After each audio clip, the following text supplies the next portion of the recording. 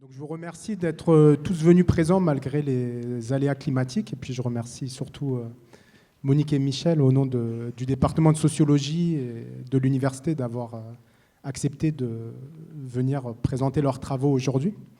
Et je remercie aussi toutes les personnes qui ont permis l'organisation de cette conférence, donc notamment le secrétariat du laboratoire CITER, le secrétariat du département de sociologie et anthropologie, et l'UFR Arts et Sciences Humaines, qui a permis justement d'organiser cette conférence, qui au début était prévue dans une salle de 50 personnes, après dans un amphi de 200 personnes, et puis finalement, devant le nombre de gens intéressés, on est passé à l'amphithéâtre Télème. Donc cette conférence est aussi organisée en collaboration avec l'Observatoire des inégalités, dont le directeur Louis Morin est présent aujourd'hui. Et donc je vous expliquerai rapidement pourquoi il y a cette collaboration entre le département de sociologie et l'Observatoire des inégalités. Donc très rapidement, 4 points avant de laisser la parole à Monique, Michel et Louis. 4 points un peu pour resituer, notamment pour les étudiants, pourquoi on a voulu inviter les Pinson-Charlot à venir présenter leurs travaux. Donc le premier point, c'est celui de l'objet de recherche, parce que ça a été parmi les premiers sociologues à travailler sur les élites et la bourgeoisie, donc un peu à l'encontre du stéréotype de sociologue qui ne travaillerait que sur les populations dominées. Et l'idée, c'est aussi que ce que montrent bien leurs travaux, c'est que travailler sur les élites, sur les riches, ça permet de comprendre aussi les phénomènes sociaux dans toute leur complexité. C'est-à-dire qu'on ne peut pas comprendre tout un tas de phénomènes sociaux sans travailler sur ces populations. Donc par exemple, sur la ségrégation, on ne peut pas comprendre la ségrégation sans partir d'abord des pratiques ségrégatives et de l'entre-soi de la bourgeoisie. Donc c'est un exemple parmi d'autres, ils vont vous en développer plein d'autres, mais on peut penser aussi à la sociologie de la déviance ou aux sociologies des migrations, donc avec tous les travaux qui montrent que selon les capitaux des migrants, on n'a pas du tout le même accueil dans les pays d'arrivée. Donc ça, c'est le premier point. Le deuxième point, c'est aussi celui au niveau théorique, c'est-à-dire que le travail de Monique et Michel, c'est pas juste zone interdite sur M6, c'est-à-dire c'est pas juste une description un peu d'un monde exotique qu'on ne connaît pas, c'est aussi des implications au niveau théorique. Donc ça, je pense qu'ils l'évoqueront aussi devant vous, mais ça permet d'actualiser et de complexifier aussi la théorie des champs de Pierre Bourdieu et du système aussi de domination et d'exploitation entre classes sociales. Donc troisième point, c'est sur la méthode. Donc c'est souvent par là que vous, étudiants, notamment en première année, vous rentrez dans l'œuvre de Michel et Monique. C'est-à-dire qu'enquêter sur cette population, ça suppose aussi des méthodes d'investigation spécifiques. Et je crois qu'ils vont y revenir, mais il y a aussi autre chose, c'est-à-dire que le fait qu'ils travaillent en couple a aussi une influence et permet aussi peut-être d'enquêter plus facilement sur ces populations. Et le quatrième point, c'est... et ce qui explique aussi peut-être le succès de cette conférence, c'est aussi leur souci permanent aussi de diffuser leurs travaux, leurs connaissances au-delà de la seule sphère académique et des chercheurs. C'est-à-dire de diffuser ces connaissances auprès du plus grand nombre. Et ça passe notamment par une diversité de supports d'écriture, donc à la fois des livres académiques, des manuels, des livres pour enfants, des bandes dessinées, etc. Donc vous pouvez aller voir sur leur site. Voilà. Donc, pour ceux que ça intéresse, donc c'est le site de Monique et Michel, et où vous avez tous les ouvrages qu'ils ont écrits. Vous voyez vraiment qu'il y a plein d'ouvrages, et il y a aussi une diversité de formes de ces ouvrages. Et donc un dernier mot, c'est sur la présence de l'Observatoire des inégalités qui nous a aidés à monter cette conférence. Donc pourquoi les avoir conviés à nous aider à monter cette conférence ? Donc, outre le vieux compagnonnage entre Monique, Michel et Louis, donc, qui se connaissent depuis de nombreuses années, ça nous semblait aussi intéressant pour 2 points. Donc déjà, pour faire découvrir aussi aux étudiants cette ressource, l'Observatoire des inégalités, qui est basé à Tours et qui peut être une ressource aussi fondamentale dans vos études. Et le deuxième point, c'est quelque chose au niveau plus politique. C'est la question aussi des seuils de richesse. C'est-à-dire, qu'est-ce qu'un riche ? À partir de quel moment on peut parler d'un riche et à quel niveau on pointe aussi les inégalités de revenus, de patrimoine, etc. Donc je le dis de manière un peu polémique, mais on peut se demander, peut-être que c'est quelque chose que développera Louis ou qui viendra dans la salle, c'est si c'est nécessaire d'étudier les hyper riches, les élites, Mais quelque part, est-ce que se focaliser sur ces hyper riches, ça ne cache pas aussi d'autres inégalités, peut-être moins criantes que l'accaparement par 0,1% de la population de tout un tas de ressources, mais qui structurent aussi la société française. Donc, juste 2 diapos que je vous montre du site de l'Observatoire, donc qui peuvent être des ressources. Donc, c'est un calculateur de patrimoine, c'est-à-dire un patrimoine donné, à quel niveau de la population française vous vous situez. Donc il y a l'équivalent pour les salaires, et donc ça montre bien, justement, ça permet aussi de situer les différentes classes sociales. Et pour conclure, c'était dans un livre de Monique et Michel, donc il y a un dernier chapitre où la question c'est que faire. C'est-à-dire on décrit les inégalités, mais que faire? Donc peut-être que ça, vous l'évoquerez, et ça fait écho aussi au travail de l'Observatoire, qui a sorti aussi un livre, justement, où 30 experts s'engagent et voilà, cherchent à trouver des solutions pour faire face à la montée des inégalités. Voilà, je vous remercie en tout cas d'être présent.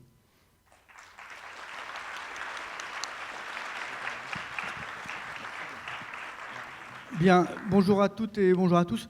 Merci beaucoup Nicolas pour ce gros coup de publicité qui nous a assuré. Il faut dire que Nicolas Pachin est quand même administrateur de l'Observatoire des inégalités. Vous avez compris que le réseau a quand même pas mal fonctionné. Voilà. Merci beaucoup. Je profite je continue un petit peu la publicité pour vous dire qu'on a besoin de votre soutien. On n'a pas de lecteur de carte bleue ici, mais il faut nous soutenir. On a besoin de soutien de personnes comme vous. Ça peut être aussi participer à la vie de l'Observatoire des inégalités, qui n'est pas très loin. Moi, je resterai à la fin de la conférence, et il y a ici un certain nombre de membres de l'Observatoire, il y a Nicolas, et d'autres que j'ai vus qui sont dans la salle. Moi, je ne vais pas parler du fond, je vais dire 2-3 trucs. D'abord qu'on est quand même surpris d'une audience aussi importante. Aujourd'hui, qu'est-ce que ça veut dire? Est-ce que c'est la pipolisation, l'effet de stars? Monique et Michel sont maintenant des stars des médias, de la socio.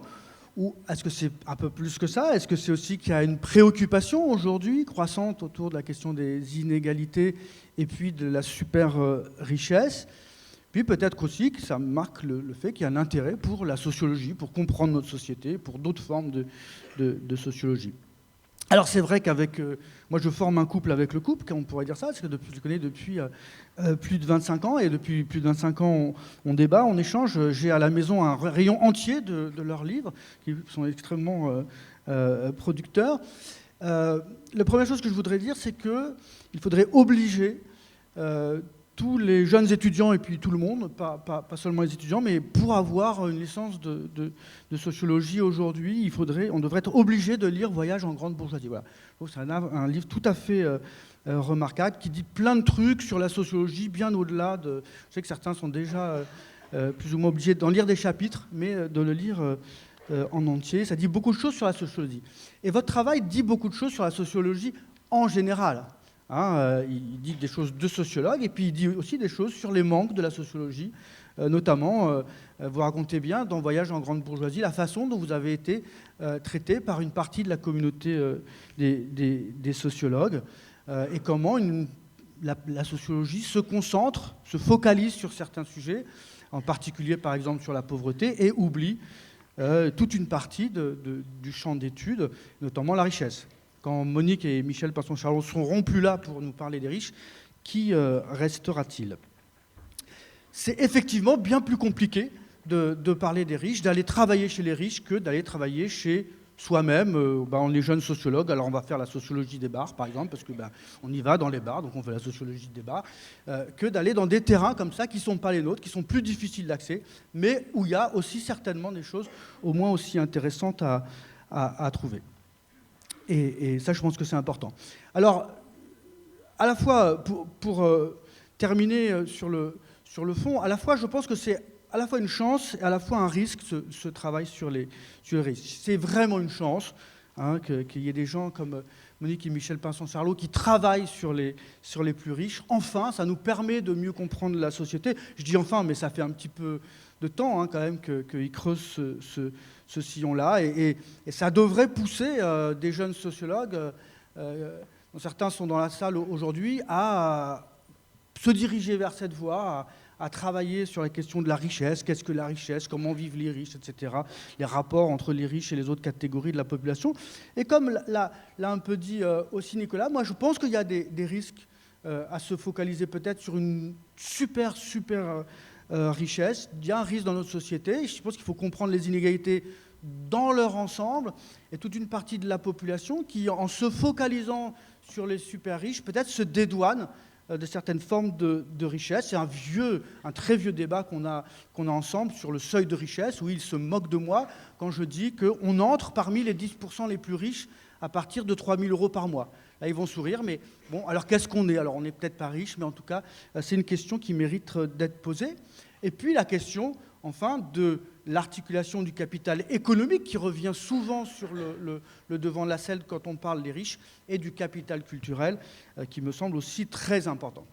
Voilà, en tout cas, je suis très heureux d'être avec vous aujourd'hui, Monique et Michel.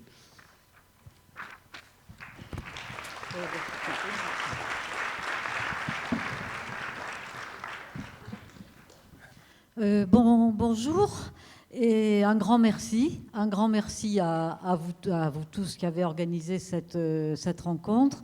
Merci à vous d'être là. Franchement, ça fait chaud au cœur parce que ce matin, quand on était tous les deux pris dans le verglas à Bourg-la-Reine, on se disait mais personne ne va être là, tout le monde va rester au chaud chez soi.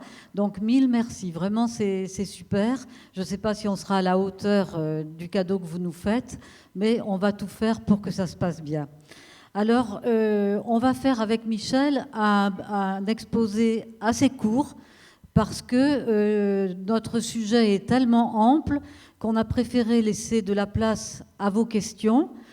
Qui, pour vous aider dans vos travaux de recherche, dans les questions que vous vous posez. Et à tour de rôle, nous vous répondrons de la façon, enfin, ça sera vos questions et vous aurez nos réponses. Voilà, les plus développées possibles. Nous essayerons d'être à la hauteur de ce moment formidable.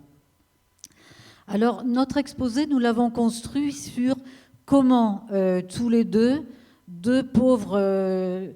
comment dirais-je, deux pauvres chercheurs qui modestes, parce que franchement, on était des petits chercheurs au CNRS, complètement écrasés par la machine du CNRS, et on ne savait pas trop comment se débrouiller.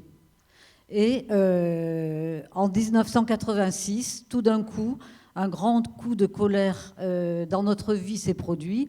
On s'est dit, on en a marre de géniasser tout le temps et d'être frustré. On va aller de l'avant. Mais pour cela, on va se mettre tous les deux ensemble, officiellement, au CNRS, en le disant, à travailler ensemble et en signant ensemble.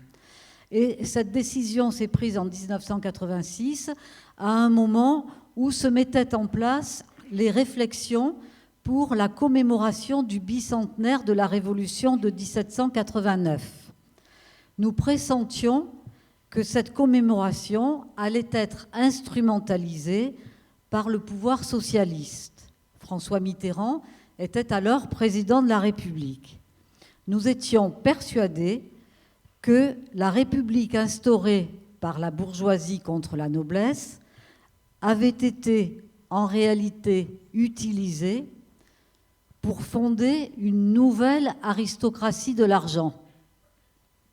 La bourgeoisie a en effet, très vite après la Révolution de 1789, constitué de nouvelles dynasties familiales et peu à peu, il y a eu une fusion avec les familles de la noblesse et ensemble, elles ont créé une oligarchie, une véritable aristocratie de l'argent.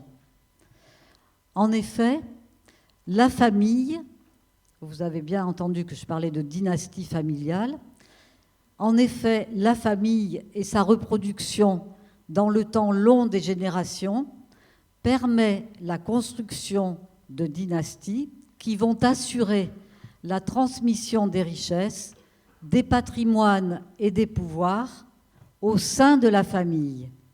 Ce qui fait que les richesses, tiens-moi ça, que les richesses ne ruissellent pas vers les autres classes sociales, classe moyenne et classe populaire, mais restent concentrées sur le temps long dans la confrérie des mêmes familles. Donc je suis claire, hein, la théorie du ruissellement du président de la République actuelle, vous avez compris que c'est du pipeau. Nous avons travaillé sur cette hypothèse et nous l'avons confirmée dans une enquête que nous avons menée en 1999, publiée sous le titre « Nouveaux patrons, nouvelle dynastie », en montrant que parmi les 30 grands patrons nouveaux riches que nous avions interviewés, nouveaux riches, ils avaient fait une fortune colossale à la première génération, et nous nous questionnions pour savoir lesquels d'entre eux allaient être cooptés par le Gotha, allaient rentrer dans les ghettos du Gotha, qui allait être coopté pour rentrer dans les cercles de l'aristocratie de l'argent. Eh bien, le résultat a été clair et sans bavure. Seuls les patrons qui, à l'âge de 54 ans, c'était l'exigence de la banque d'affaires qui nous a payé cette enquête, 54 ans, avaient mis en place la transmission de leurs richesses, la transmission de leur entreprise, la transmission de leurs médias, la transmission du paquet de valeurs mobilières qu'ils avaient accumulées à la génération suivante, à leurs enfants, voire à leurs petits-enfants. C'est-à-dire, quand on dit qu'il faut montrer patte blanche pour être coopté chez les puissants, il faut à la fois être donc riche, immensément riche. C'est une condition qui est nécessaire mais pas suffisante, parce qu'il faut montrer qu'on est bien en train de construire une dynastie familiale et que l'argent accumulé ne va pas ruisseler vers les classes moyennes et les classes populaires. On peut considérer le mariage de Delphine Arnault en septembre 2005. Delphine Arnault, c'est la fille de Bernard, vous en avez entendu parler, c'est la première fortune de France. Elle s'est mariée au château d'Yquem, propriété du groupe LVMH, où se déroula une fête que nous avons analysée sociologiquement et considérée comme une forme d'anoblissement de cette famille. Alors un anoblissement qui n'est pas par le roi, puisqu'on a raccourci le roi en 1789, mais un anoblissement par les pairs, P-A-I-R-S, c'est-à-dire par les semblables. Alors tiens, merci. Le marié, Alessandro Valarino Gancia, est issu, alors depuis elle a changé de mari, mais ça n'a pas d'importance, ça n'invalide pas. Maintenant elle vit avec Xavier Niel, mais c'est toujours dans le monde des grandes fortunes, mais ça n'invalide pas nos analyses. Donc il est issu d'une dynastie familiale italienne liée au vin et aux spiritueux, établie depuis 1850 dans le Piémont. Les 650 invités rassemblaient une élite internationale, noble et bourgeoise, appartenant au monde des affaires, mais aussi à celui de la politique, des arts et des lettres. Cette diversité des élites dans l'uniformité de la classe dominante ainsi réunie autour de leur champion de la finance est très largement détaillée quelques jours plus tard sur 22 pages avec la couverture de Paris Match, le cher ami de Bernard Arnault, Arnaud Lagardère, fils de Jean-Luc. Ce mariage, par la magnificence des lieux et de la fête, par le prestige des invités, par l'alliance matrimoniale réalisée, a montré que la famille Arnault était désormais l'égale des grands de ce monde. La famille Arnault a été, dès ce jour-là, cooptée dans cette nouvelle aristocratie de l'argent qui, avec ou sans titre ou particule, constitue aujourd'hui l'oligarchie des pays développés. Le mariage, dans ce milieu, est une institution extrêmement solide. Le concubinage n'est pas bien vu du tout. Le divorce est évité. Alors que le nombre d'enfants, on pourra revenir après pour comment on peut éviter autant de divorces, parce que c'est vrai que les pratiques sexuelles sont dissociées des pratiques familiales. On pourrait revenir, si vous voulez, plus de détails sur ces sujets-là. Mais en tout cas, on ne divorce pas. Le nombre d'enfants moyen par ménage est autour de 1,9 en France, mais il atteint 3,9 dans les couples recensés dans le Bottin mondain. La grande bourgeoisie paraît se tenir à l'écart des processus de désintégration de la cellule familiale traditionnelle qui conduisent aux familles monoparentales ou recomposées dans les classes moyennes et les classes populaires. Je vais donner la parole à Michel pour un petit intermède, on va faire comme ça. Et puis après, je reviendrai vers vous au sujet de la famille et de notre couple.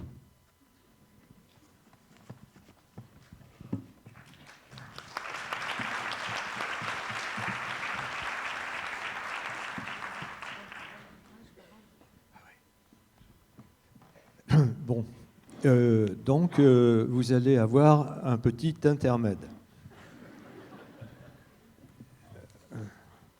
Vous allez certainement vous féliciter qu'il soit petit, l'intermède, et ne dure pas trop longtemps parce que je ne suis pas un orateur extrêmement percutant et c'est pas vraiment mon truc, mais j'écris bien, je fais pas de fautes, tout ça. Alors, revenons en 1986, dont tu parlais là à l'instant. Nous sommes tous les deux chercheurs au CNRS, payés par le contribuable, c'est-à-dire vous, pour faire de la recherche fondamentale.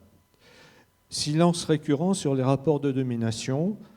Nous prenons décision de travailler officiellement ensemble sur les familles fortunées. Pour comprendre le fonctionnement de la classe dominante, nous commençons par le plus facile de nos enquêtes dans le beau quartier parisien. Nous avons l'hypothèse qu'il doit y avoir dans l'espace urbain des beaux quartiers quelque chose qui pourrait nous apprendre beaucoup sur les mécanismes de la richesse et les familles qui vivent dans ces quartiers. Vous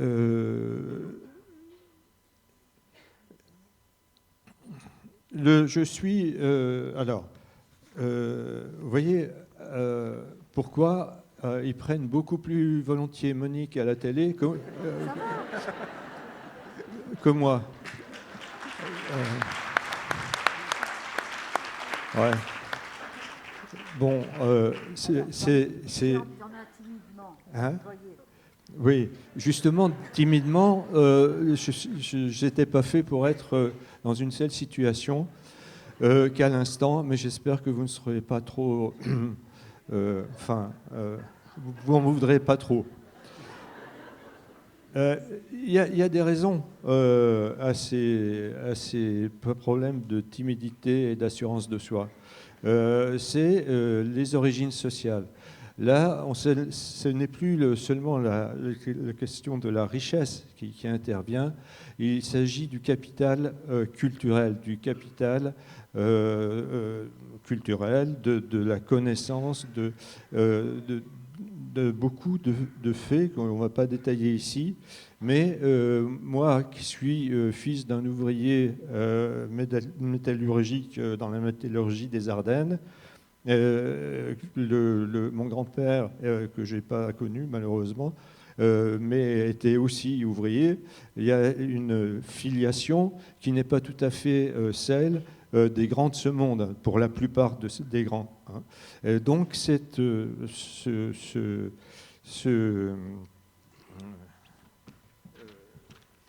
origines font qu'il y a des différences qui ne tiennent pas seulement à la richesse. On parle beaucoup de riches, mais les riches, c'est toujours aussi riche en culture, riche en savoir-faire, riche par la maîtrise, les maîtrises diverses qu'ils ont, par exemple de la tenue corporelle, de l'habillement, bon, etc., etc. Il y a une différence entre moi et Monique, qui passe plus volontiers à la télévision, parce que son père ayant été magistrat, il y avait dans la famille une certaine tradition de la représentation de soi que moi je connaissais pas. J'avais les copains, on allait jouer dans la rue, et c'était à peu près ma socialité pendant longtemps. Bon. Alors, je vous dis ça parce que nous-mêmes, Monique n'a jamais été très riche. Hein. Les magistrats, ils ne font pas des fortunes en général. Ce que nous avons fait tous les deux, c'est déjà, on a perçu nos différences. On a perçu nos différences parce qu'on s'est mis à vivre ensemble. Nos familles respectives se sont un peu connues, très peu. Mais nous, ce que nous avons bien compris, ressenti par nos origines et par ce qui nous arrivait dans notre travail, on s'est bien rendu compte qu'on n'avait pas les mêmes repères, on n'avait pas les mêmes capacités et que ça ne tenait pas seulement, et même pas vraiment à l'argent, mais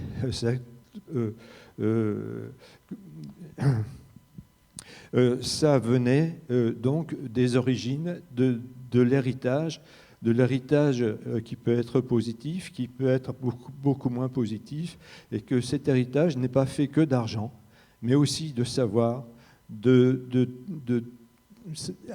pouvoir avoir une tenue physique, enfin je veux dire une présentation de soi qui en impose, qui fait qu'on a tout de suite l'impression d'être avec une personne respectable, une personne qui a une position élevée, ça se ressent immédiatement par la manière d'être habillé, de parler, etc.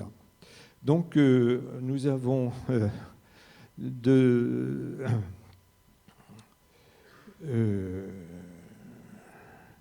nous avons commencé nos recherches sur la grande bourgeoisie en organisant tout simplement notre vie de couple à partir des beaux quartiers que nous arpentions chaque jour avec nos petits cahiers pour noter ce qui nous surprenait, les entrées de service, la largeur des avenues, la beauté architecturale des hôtels particuliers, des immeubles, l'allure des passants, l'intériorisation et l'incorporation du social, modèle les corps selon la position sociale, au point que l'on peut parler d'une véritable somatisation des rapports de classe.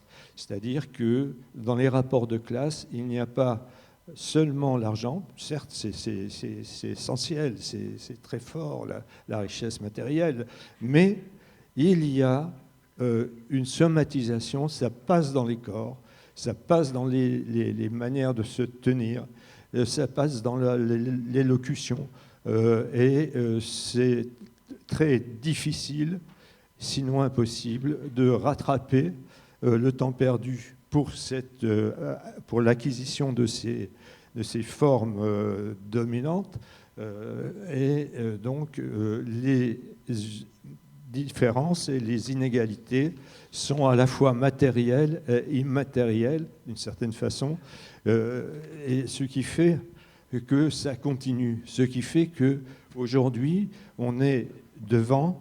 Merci beaucoup. On est au-devant d'une classe sociale dominante qui contrôle pas seulement les entreprises, mais qui aussi enregistre les qualités culturelles, les qualités de relations sociales qui font une position très sûre. Et pour que ça marche, il faut qu'il y ait une transmission. En fait, il y a des créateurs de ces lignées dynastiques, mais pour que ça dure, il faut que les enfants prennent la relève, et ils ont une nécessité, pour que ça continue, que les familles puissent construire un entre-soi, un pouvoir social qui est aussi un pouvoir sur l'espace. Autrement dit, les beaux quartiers, nous avons commencé à travailler dans les beaux quartiers parisiens pour voir la grande bourgeoisie. Cette entrée par l'aspect de sociologie urbaine et faisait qu'on a constaté une population qui cultive un entre-soi qui n'est possible que parce que le pouvoir social est aussi un pouvoir sur l'espace. L'entre-soi résidentiel constitue un élément des stratégies mises en œuvre pour assurer la reproduction des positions dominantes avec l'éducation des enfants et le contrôle sur leurs relations. Cet entre-soi permet en outre le partage des richesses accumulées. Les grandes fortunes, parce qu'elles sont voisines, forment un cadre de vie exceptionnel par la collectivisation des richesses singulières. La cumulativité des richesses est favorisée par le rapprochement spatial des fortunes. La proximité physique facilite la sociabilité, travail social essentiel à travers lequel le groupe cultive et accroît l'une de ses richesses les plus vitales, le capital social. Mais alors, le capital social au sens du système de relations dans lequel on s'inscrit. Pour parfaire aux éventuelles insuffisances de la ségrégation spatiale spontanée, susceptible d'introduire des relations douteuses parmi le cercle des familiers, le recours à la cooptation sociale vient parfaire la sélection d'une population déjà sévèrement triée. Des institutions comme les rallyes, qui organisent les loisirs des jeunes adolescents, jeunes gens, ou les grands cercles qui sont réservés plutôt aux adultes, bien sûr, manifestent ces intentions stratégiques qui, cette fois, supposent un degré élevé de conscience des fins à atteindre. Ne retenir parmi la population des beaux quartiers que les jeunes ou les adultes dont l'imposition soit confortée par la naissance et l'appartenance à une dynastie familiale. Les rallyes pour les jeunes et les cercles pour les adultes, par la rigueur de leur processus de cooptation, viennent parachever le travail grossier mais essentiel de la ségrégation spatiale. Pour dire les choses autrement, la ségrégation spatiale, le fait qu'il y a des beaux quartiers, c'est-à-dire les quartiers qui sont habités par ceux qui en ont les moyens, cette cooptation et cette création des beaux quartiers s'appuie certes sur l'argent, la possibilité d'acheter, mais aussi sur l'identité des structures diverses dans lesquelles se trouvent ces catégories et ces personnes qui donc choisissent d'habiter entre elles.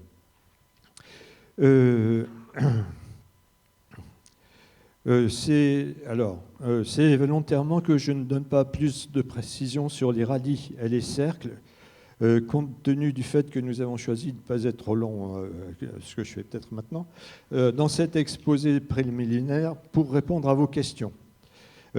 Fondé sur la richesse matérielle, l'aristocratie de l'argent atteint le statut de classe sociale pleine et entière, selon les critères marxistes, par cet effort comptant pour se maintenir. Cette aristocratie de l'argent existe aussi en soi, pas seulement par sa place dans des rapports de production, mais aussi pour soi, c'est-à-dire par la mobilisation qu'elle manifeste dans tous les interstices de son existence quotidienne pour préserver et transmettre ses positions dominantes. Il y a une manière d'exister des classes dominantes, quelque chose qui les constitue comme classe dominante dans la richesse matérielle, certes, mais il y a aussi tout ce qui renvoie à la transmission de génération en génération. Et ce que nous a été très, très frappant dans notre travail, nous avons beaucoup travaillé avec le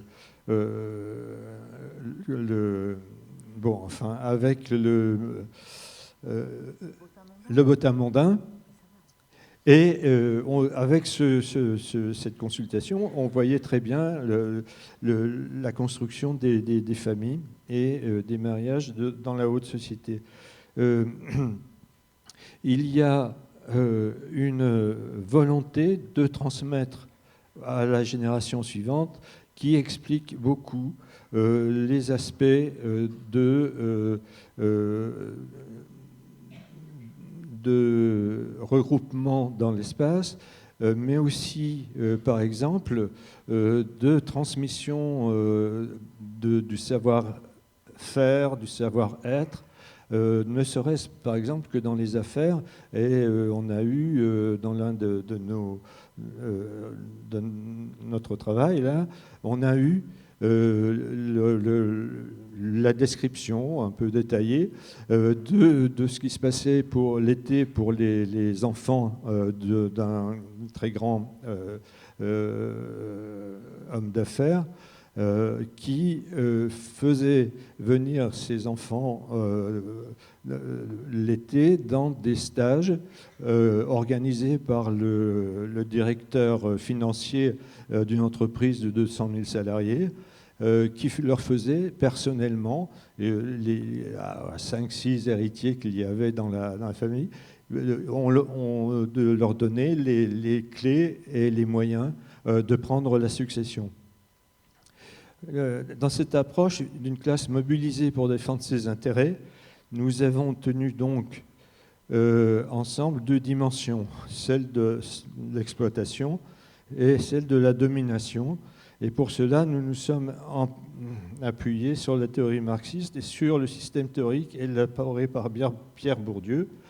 Et de livre en livre, avec des enquêtes sur la chasse à courre, la transmission des patrimoines, les châteaux classés monuments historiques qui sont un moyen d'économiser des impôts.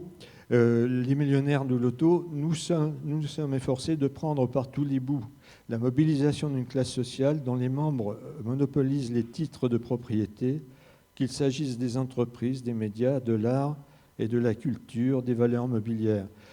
La théorie de l'habitus des champs et des différentes formes de capitaux économiques, culturels, sociaux et symboliques, élaborée par Pierre Bourdieu, nous a permis d'affiner les processus de domination dans la mise en œuvre de l'antagonisme des rapports de classe.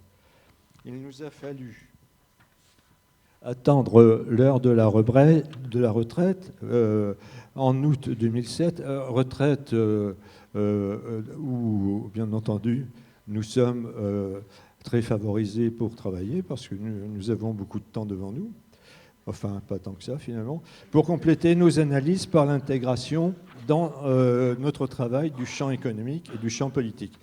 Notre devoir de réserve lié à notre statut de directeur de recherche au CNRS ne nous aurait pas permis d'écrire le livre sur l'oligarchie dans la France de Nicolas Sarkozy, que nous avons publié sous le titre « Le président des riches » en 2010, et tous les autres livres sur le pouvoir de l'argent, sur la violence des riches, sur la fraude fiscale des puissants et les conséquences de toutes ces diverses formes de violence qui induisent pour les membres des classes moyennes et des classes populaires un sentiment d'infériorité, disons-le, d'impossibilité de passer au-delà de tous ces obstacles. Et je vais avoir le plaisir de repasser la parole à Monique, parce que pour moi, j'ai fait un effort. Et je vous remercie beaucoup de votre attention.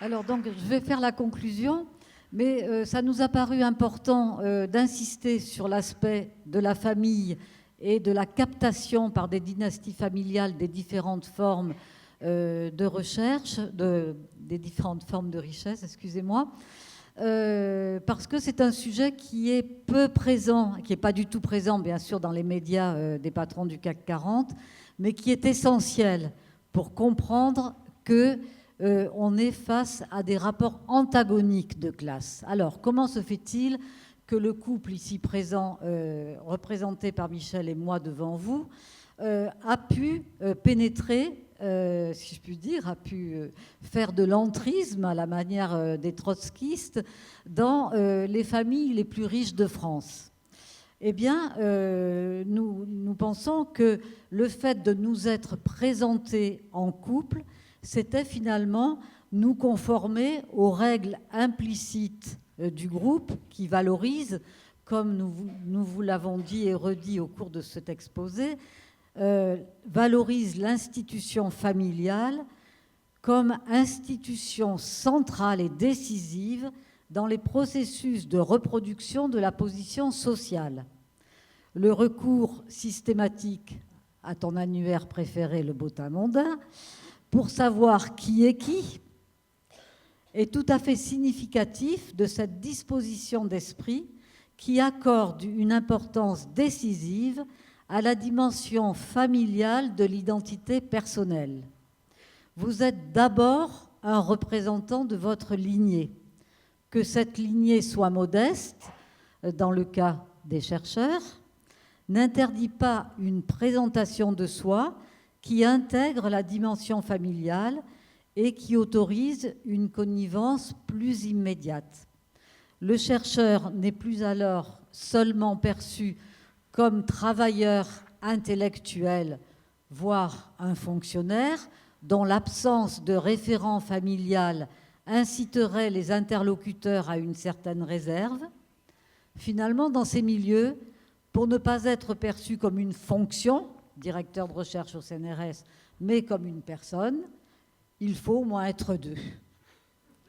Le fait de travailler en couple nous a donc permis de nous insérer dans l'univers habituel des relations fondées sur la famille et de bénéficier d'invitations qui, en prenant un caractère plus familier, conduisent à une plus grande proximité entre enquêteurs et enquêtés. Alors tous les deux, nous avons participé à de très nombreux cocktails. On n'a jamais fait de compte parce que ce n'est pas notre façon chiffrée de faire de la recherche. Mais franchement, ça a été beaucoup de champagne, beaucoup de dîners, beaucoup de week-ends au château, énormément de chasse à courre dans toutes les forêts de France. Dans la région de Tours, nous avons été souvent présents. Cette participation à la sociabilité grande bourgeoise devient autant d'occasions d'observation qui ne seraient absolument pas accessibles pour un travailleur, pour un sociologue travaillant seul. Être en couple nous a permis de nous fondre dans certaines activités familiales et de les vivre dans leur intimité. Et donc de comprendre, si vous voulez, de comprendre le fonctionnement de cette classe de façon intime, fondée théoriquement et assise par toutes les enquêtes que nous avons faites, comme l'a dit Michel, en prenant la mobilisation de cette classe par tous les bouts. Alors, évidemment, notre situation exceptionnelle ne peut évidemment pas être généralisée en tant que précepte méthodologique. Mariez-vous, infiltrez-les. Toutefois, notre expérience plaide en faveur du travail d'équipe sur le terrain qui multiplie les observations et les angles d'où elles sont réalisées et qui facilite le travail de reconstruction et de description après coup des pratiques observées. Voilà, on vous remercie beaucoup de nous avoir écoutés et à tout de suite pour vos questions et nos réponses.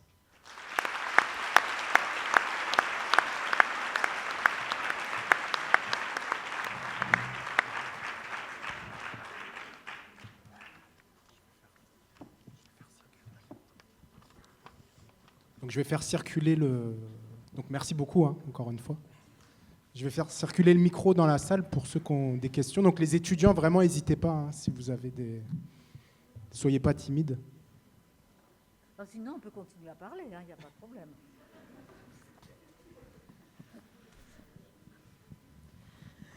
Merci tout d'abord pour vos interventions très intéressantes. Je voulais savoir, dans votre méthodologie d'enquête...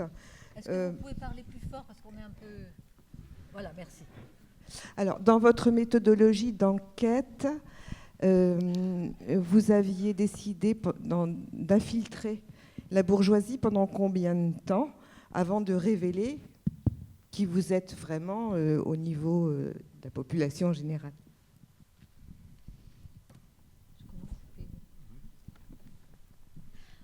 Alors, d'abord, on s'est présenté tel qu'on est. C'est-à-dire que dans les beaux quartiers, il n'y a pas de frange, les femmes ne portent pas de frange. Je n'ai pas coupé la mienne et je ne me suis pas mis les cheveux en arrière. On a fait ce qu'il fallait pour respecter nos interviewés.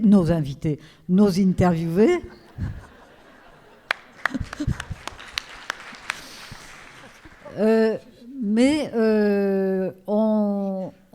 par exemple, on continuait, on a toujours écrit un petit peu pour des journaux de gauche, par exemple dans l'Humanité, et on s'est rendu compte avec Michel que dans tous les cercles, chaque matin, il y a l'ensemble des quotidiens qui sont mis à la disposition des membres, et il y a toujours l'Humanité. L'Humanité est présente dans tous les grands cercles de la bourgeoisie. Donc, ils savaient très bien qui on était, mais comment dire, ils nous ont acceptés et ils ne l'ont jamais regretté jusqu'à la publication du Président des riches en 2010. C'était Nicolas Sarkozy à cette époque.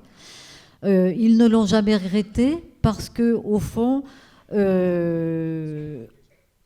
avec notre titre de directeur de recherche au CNRS, ça les légitimait d'une certaine façon. Et le fait de tricoter le marxisme avec le système théorique de la domination de Bourdieu, eh ben, ils ont dit, mais c'est exactement ça.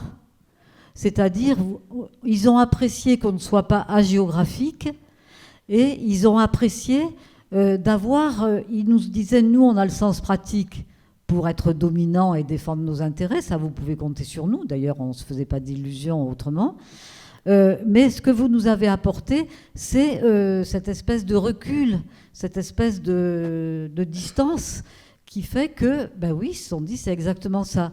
Alors, il y a eu, bien entendu, des mauvaises langues parmi nos collègues qui en ont conclu que, finalement, on les avait peut-être aidés, ce qui n'est peut-être pas faux non plus, peut-être aidés à mieux nous dominer. Mais justement, notre revanche, la possibilité qui nous était offerte à nous, qui avions pu, grâce aux contribuables français, comprendre le fonctionnement intime de cette classe prédatrice, de cette classe qui détient tous les titres de propriété des entreprises, des médias, de l'art, de la culture, de tout, dans tous les domaines, qui leur permet d'exploiter les autres, non seulement de les exploiter, mais de les dominer, eh bien que nous avions aussi cette possibilité-là d'organiser des rencontres comme avec vous aujourd'hui et de discuter ensemble. Et alors, à la retraite, nous avons intégré, je crois que tu l'as dit, Michel, qu'on avait intégré, oui, tu l'as dit, qu'on avait donc intégré le champ économique et le champ politique dans nos recherches, ce qui était impossible avant en tant que chercheur au CNRS avec un devoir de réserve. On pourra revenir là-dessus. Et à partir de ce moment-là, ça a été terminé parce que, si vous voulez, ça a fait boum. En intégrant le champ politique et le champ économique dans l'ensemble des recherches que nous avions menées, eh bien, à ce moment-là, on comprenait que l'on était face à une guerre de classe. Nous en avons parlé dès 2010 à propos du président des riches.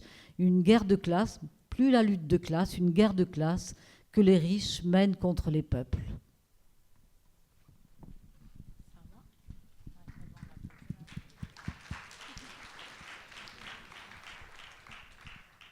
Bonjour, bonjour Monique et Michel. Moi j'ai une petite question.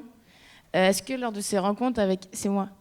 Est-ce qu'avec les rencontres que vous avez faites avec cette classe, est-ce que vous avez déjà rencontré des problèmes, des personnes qui ne voulaient pas vous voir ou pas vous accueillir tout simplement, ou des interdictions de publication, des trucs comme ça?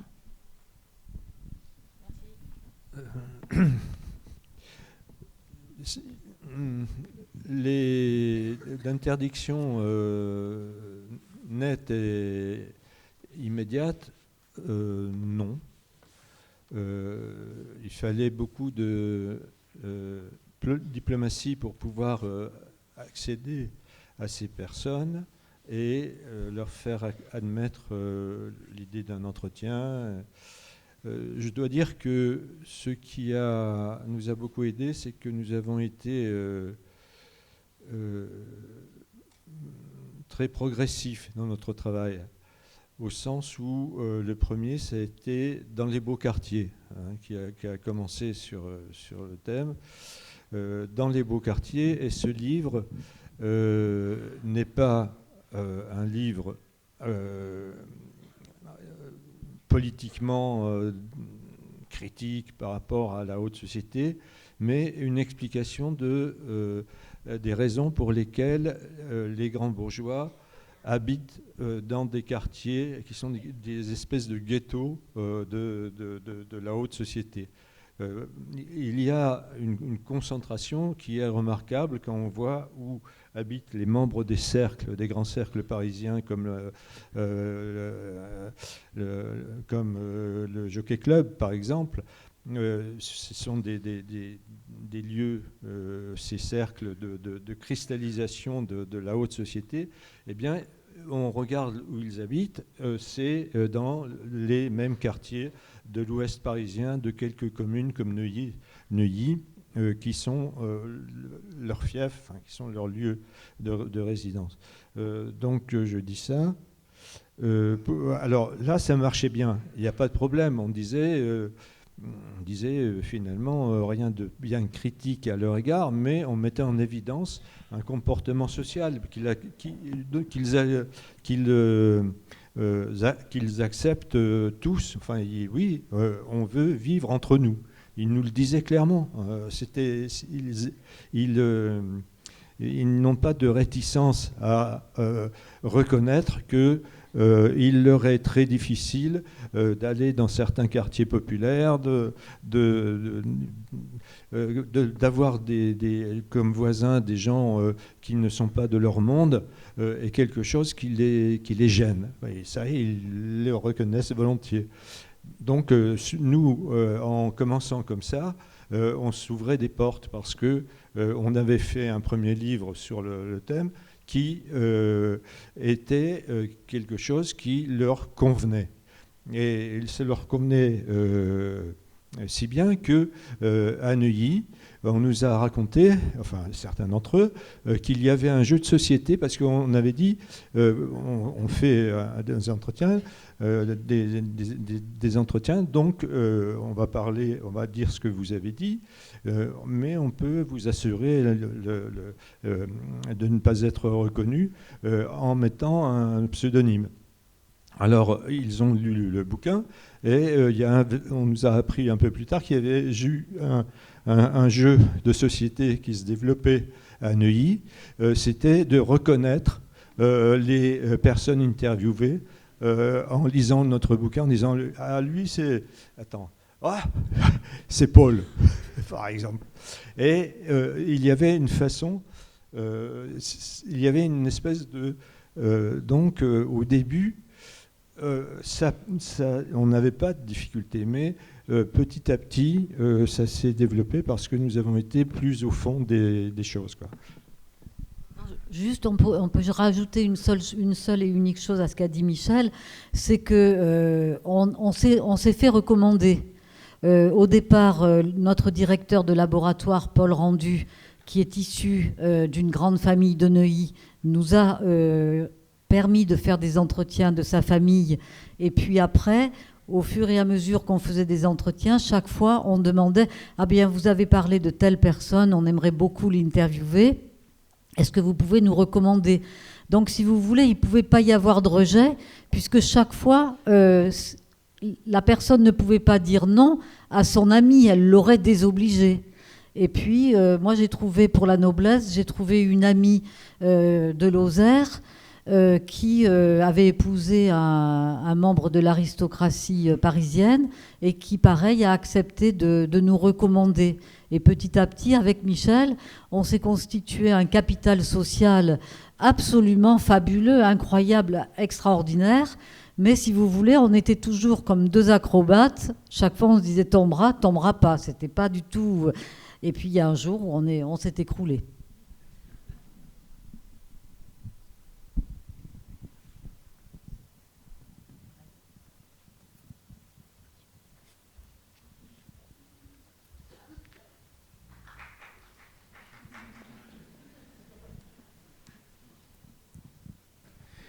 Bonjour.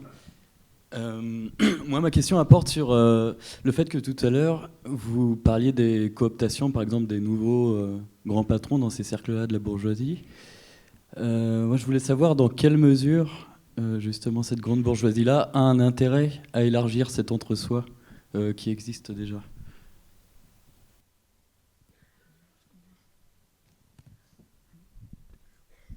Alors, c'est-à-dire qu'il faut que tout change pour que rien ne change. Donc, évidemment, il y a des familles qui s'éteignent, des gens qui meurent. Hein, tout à l'heure, Louis Morin a eu la gentillesse d'annoncer notre propre mort prochaine. Quand ils ne seront plus là, vous inquiétez pas. Il y a du sang neuf qui est absolument nécessaire, puisque si on regarde depuis la fin de la Seconde Guerre mondiale, l'économie, il y a eu une révolution dans l'économie absolument considérable, avec l'apparition de nouveaux secteurs de l'activité économique et sociale, comme la restauration collective, comme le développement des médias, comme le développement de la mode, du design, de la révolution évidemment des nouvelles technologies, du numérique et tout ça. Donc, si vous voulez, chaque fois, il y a des possibilités nouvelles à des individus de faire fortune. Et donc voilà, donc si vous voulez, mais c'est cette aristocratie de l'argent qui contrôle qui entre et qui n'y entre pas. Et ça, c'est extraordinaire. C'est-à-dire que ce ne sont pas les statisticiens de l'INSEE. La catégorie sociale sur laquelle on a travaillé n'existe pas dans les professions et catégories socio-professionnelles. Hein, c'est très intéressant de voir comment les CSP ont été construites uniquement sur la base des professions et statuts. Or, ce qui définit cette classe, c'est précisément des indicateurs multidimensionnels et certainement pas la profession. Alors, je me suis perdue dans ce que je voulais dire. Dites-moi où j'en étais pour voir si vous m'écoutiez. Non, il ne m'écoute pas. Et toi ? Toi, tu dors. Et toi, Louis ? Pareil, non, ils dorment tous. Donc, alors, c'est pas grave.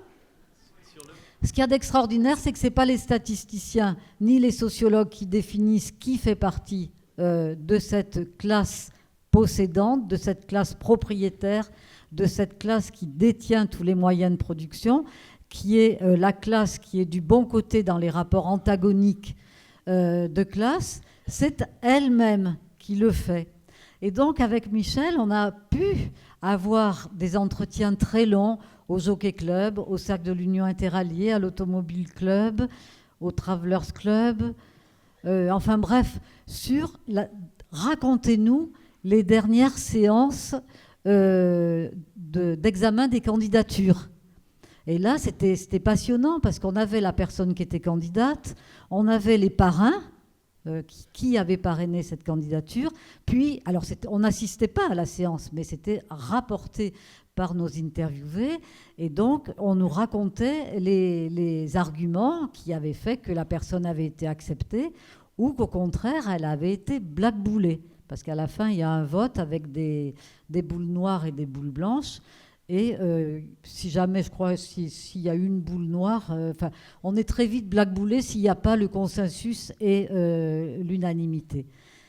Et c'est important pour comprendre pourquoi notre travail de sociologue a été, dans un large premier temps, très bien accueilli par ce milieu, c'est que même si ça vous choque ce que je vais vous dire, c'est qu'ils sont très bons sociologues. C'est-à-dire qu'ils sont formés depuis tout petit, éduqués à la sociologie. C'est-à-dire que tout est codifié, tout est formalisé, on leur explique qui ils sont, d'où ils viennent, ce qu'on attend d'eux, comment ils doivent transmettre eux-mêmes qu'ils ne sont que les usufruitiers d'un patrimoine pour lequel ils ne sont rien. Ils en ont hérité, c'est tout, en naissant à Neuilly et pas à Bobigny, et que ce patrimoine ne fait que passer, ils ne sont que l'intermédiaire dans l'histoire de ce patrimoine, et qu'ils doivent le transmettre aux générations suivantes, au moins identique, si ce n'est enrichi. Donc, il y a toujours beaucoup de paroles autour de la position sociale. Nous, on a trouvé qu'ils étaient de très bons sociologues, quoi, voilà. Même si ça fait mal de dire ça. En tout cas, ce sont aussi de très bons éducateurs.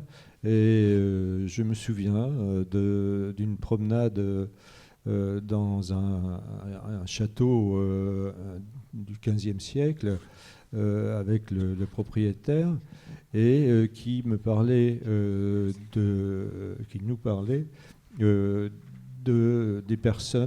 des personnalités qui étaient dans un très long couloir, la galerie des ancêtres, où il y avait les portraits des ancêtres jusqu'à Henri IV ou par là, à partir d'Henri IV ou par là, et il y avait, on nous a appris que les enfants de la famille avaient fait, comme avec nous, une promenade devant les ancêtres, et avec les explications de l'adulte qui les promène.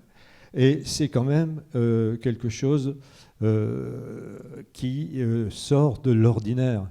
Et ce qu'on leur apprend avec ça, c'est que eux, ce sont les héritiers des gens qui sortent de l'ordinaire. Et eux-mêmes sortent de l'ordinaire. Donc il y a une assurance de soi qui est inculquée par ce rappel des ancêtres. Ça ne remonte pas nécessairement jusqu'aux origines, mais ça, sur 3 à 4 générations, et souvent beaucoup plus.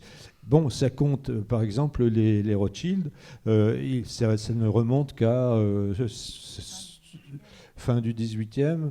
Bon, c'est pas ce qu'il y a de plus ancien, mais en même temps, il suffit d'être le fils de Bernard Arnault pour être quelqu'un dans la société tout de suite, sans plus d'efforts. Après, il faut quand même le justifier petit à petit.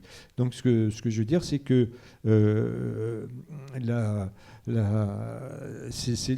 galerie des portraits dans le château, c'est pas pour faire beau, c'est l'un des éléments de l'éducation grande bourgeoise ou noble, hein, mais ça n'a plus beaucoup de signification. La différence aujourd'hui, les ancêtres sont là pour inculquer aux jeunes ce qui est leur devoir, c'est-à-dire c'est de mériter, ne pas dévier et continuer à porter un nom qui est une signification positive dans la haute société.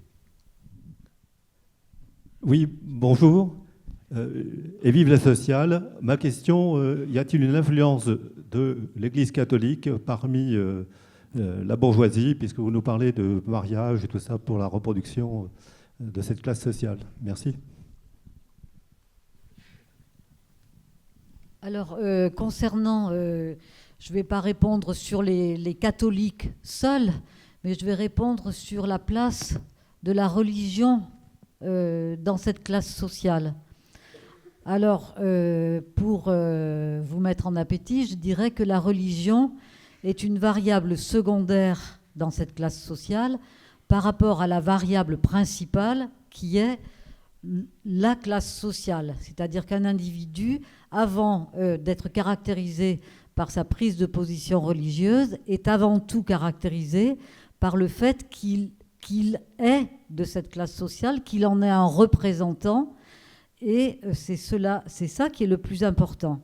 Si bien qu'entre les hommes et les femmes, c'est pareil.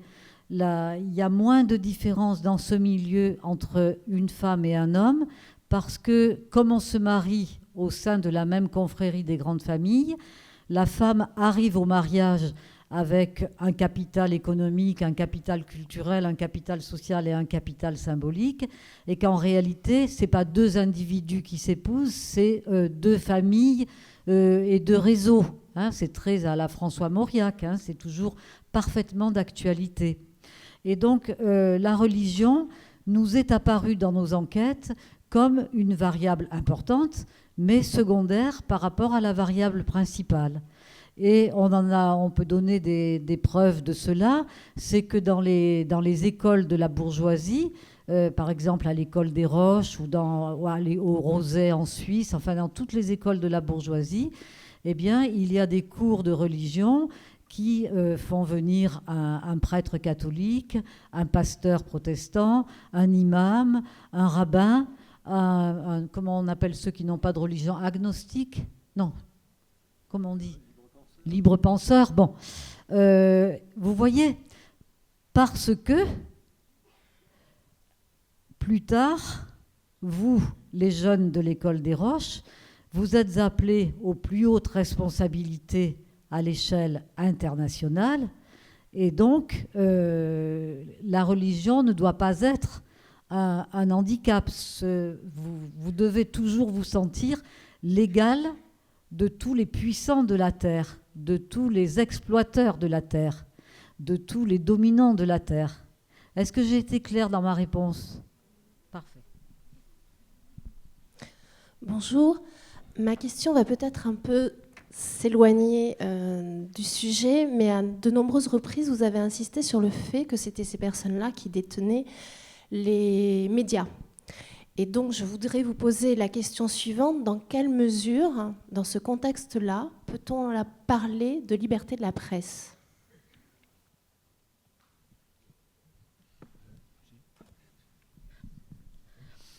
Alors, je suis encore vraiment rabat-joie jusqu'au bout. Alors, la liberté de la presse, c'est du pipeau.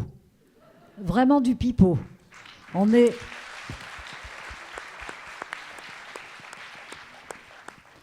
Enfin, vous allez me dire, on peut encore se réunir aujourd'hui et que ce soit possible, réjouissons-nous. Mais alors, pourquoi? C'est du pipeau. Aujourd'hui, en France, 9 milliardaires possèdent 90% des médias. Vous appelez ça une démocratie? Moi, non. J'appelle ça une dictature. On n'est pas en démocratie, c'est pas vrai.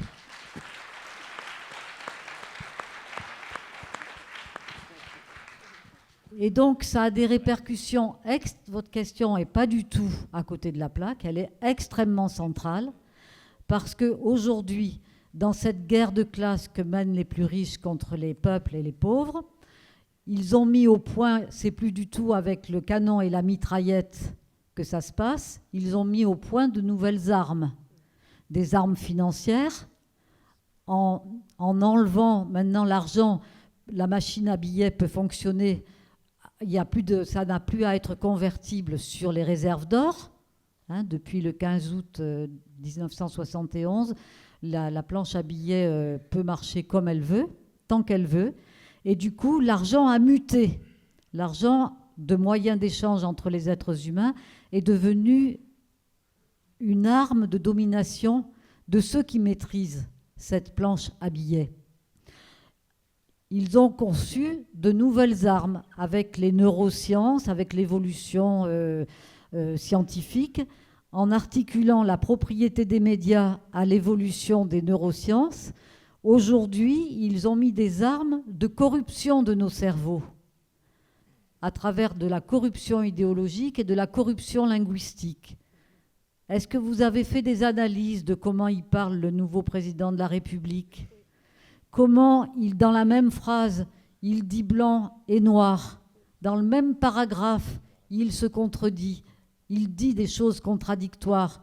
Dans le même discours, il dit blanc et il dit noir. Et comment cette corruption de nos cerveaux, cette corruption de la pensée, ce mensonge, ces manipulations linguistiques, c'est pour ça qu'on n'arrive pas à se révolter tous ensemble. C'est pour ça qu'on n'arrive pas à prendre la décision d'en finir avec une oligarchie qui aujourd'hui est tout simplement en train de mettre à mal la planète avec le réchauffement climatique sur lequel elle spécule avec des armes financières tout à fait redoutables. Et tout ça passe par la presse, tout ça passe par la corruption de nos cerveaux. Et donc, votre question était absolument centrale par rapport à ce moment d'échange entre nous.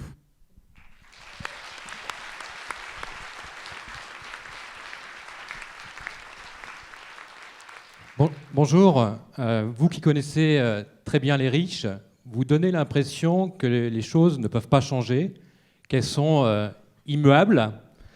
Est-ce que, d'après vous, cette bourgeoisie ne pourrait pas devenir décadente? Est-ce qu'elle n'a pas des points faibles, des talons d'Achille? Et comment on pourrait changer l'ordre établi? Bien évidemment, on sait que c'est politique, mais quand même, ça serait intéressant que vous puissiez nous dire, vous qui les connaissez très bien, ce qui pourrait changer les choses. Merci. Oui. Il y a, je pense que ça a été dit tout à l'heure, il y a une forme de résistance de la haute société, de stabilisation, enfin c'est stable, il y a des nouveaux qui arrivent, mais en même temps on tient les choses bien, on maîtrise bien. Et là, hein, ça va bien. Oui, oui. Mais attendez.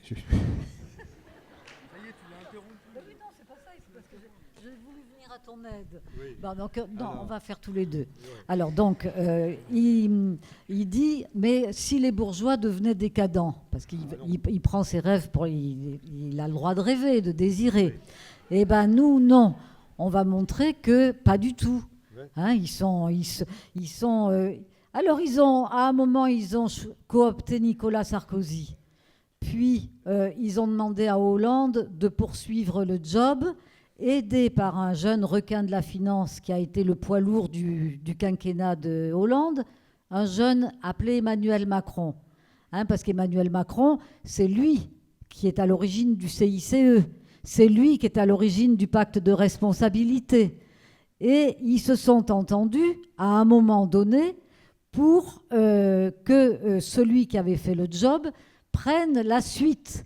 Vous comprenez, ils ont des intérêts oligarchiques tellement forts, tellement puissants, qu'ils ne sont pas du tout dans la guéguerre des petits chefs comme dans le reste, dans le peuple, comme dans ce que nous connaissons malheureusement, nous.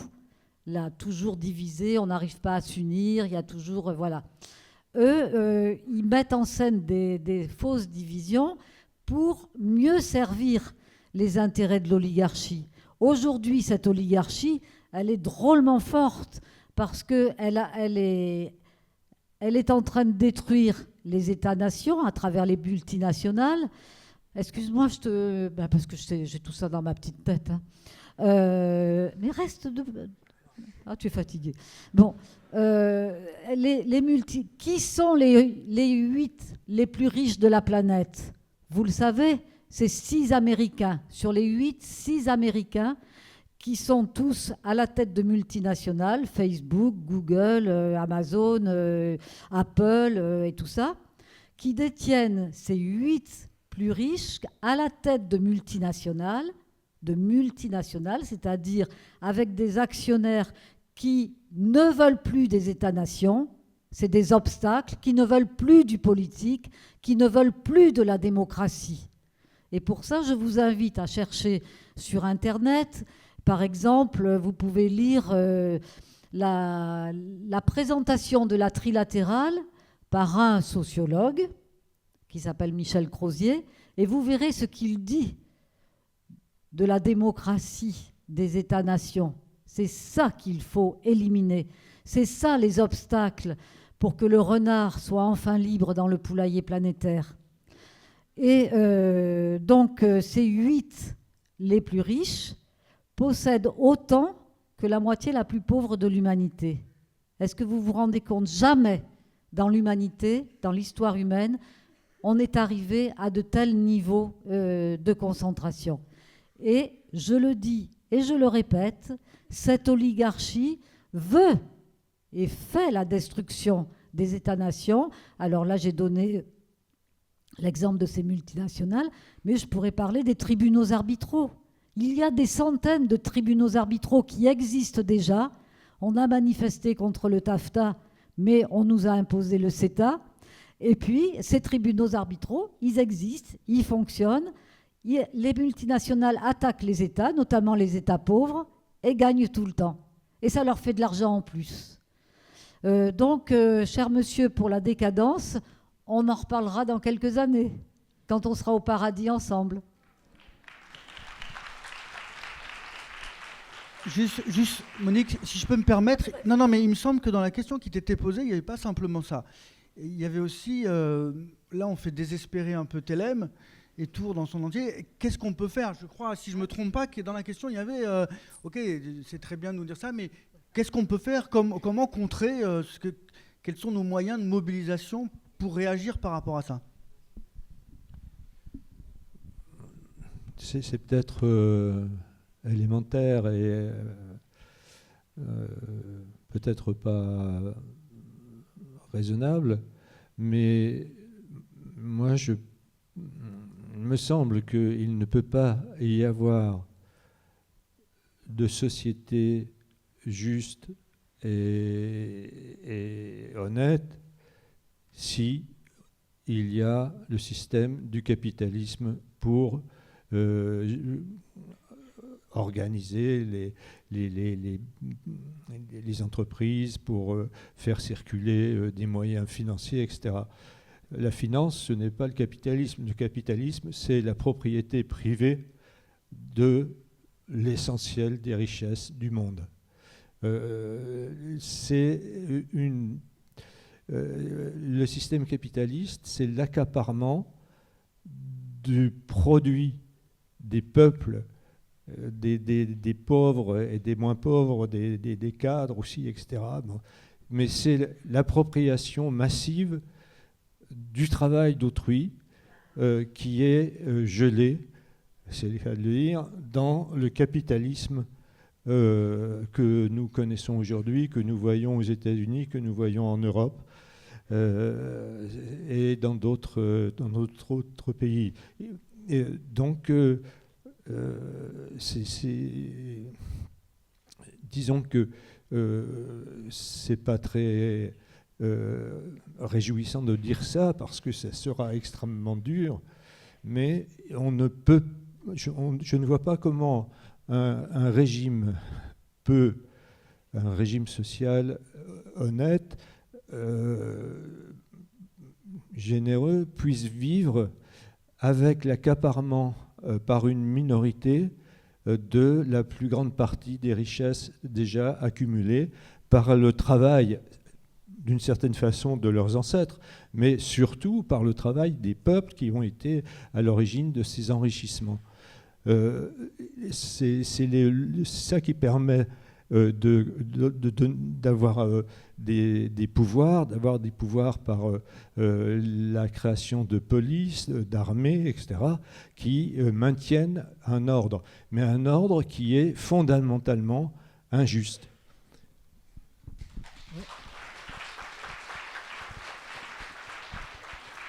Et je poursuis ce que vient de dire Michel en disant que aujourd'hui, avec votre question que faire, eh bien, je pense qu'il faut être clair dans sa tête et clair dans sa façon de parler. Ce que nous essayons de faire, et ce n'est pas toujours facile. En tout cas, merci à vous de ne pas d'être réceptifs, ça fait du bien. Et la seule chose que l'on peut dire, c'est que seule effectivement une révolution anticapitaliste pourra remettre de l'ordre sur notre planète. Et ce qu'il y a de terriblement intéressant dans la période dans laquelle nous sommes embarqués là tous ensemble, c'est que nous avons rendez-vous avec le pire. C'est-à-dire que actuellement, toutes les inégalités économiques, sociales, culturelles, symboliques, mais aussi climatiques, écologiques, sont en train de toutes se connecter et de se renforcer mutuellement. Et le réchauffement climatique va aboutir soit à la destruction d'une grande partie de l'humanité, par l'impossibilité pour les plus pauvres de se préserver du tsunami qui est déjà là, mais qui va s'amplifier d'année en année, soit au contraire, nous rendre solidaires.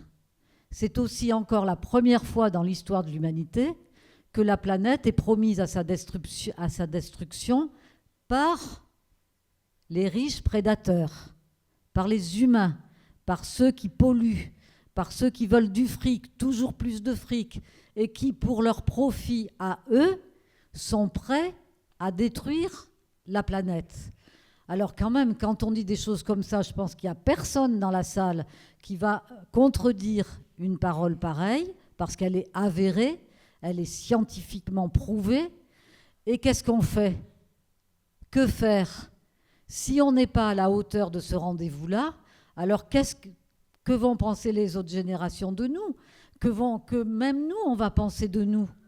Et donc, vous voyez bien la force de cette oligarchie qui est capable de nous corrompre, de faire en sorte que c'est de notre responsabilité à nous, qui sommes les plus nombreux, et qui pouvons donc transformer le système social en disant « ça suffit », on prend le pouvoir, nous on est capable de faire fonctionner le CNRS, vous êtes capable, regardez Louis Morin, il fait fonctionner son observatoire des inégalités tout seul avec 2 ou 3 personnes, et il le fait.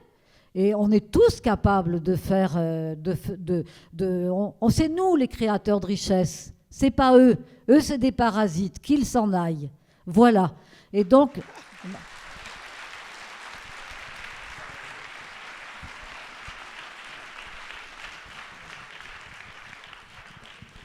Bonjour, je suis là. Déjà, merci beaucoup, ça fait vraiment plaisir d'entendre ça, ça fait du bien, je pense, à toutes les personnes qui sont là et aux militants. Moi, en tout cas, ça me fait plaisir que vous dites ça. Et j'aurais une question surtout sur... vous nous avez parlé de transmission et des enfants de bourgeois, très, très clairement. Et du coup, j'aimerais savoir quels sont les autres moyens, à part les rallyes mondains, de favoriser cette reproduction sociale et de cette création d'interconnexion entre les individus.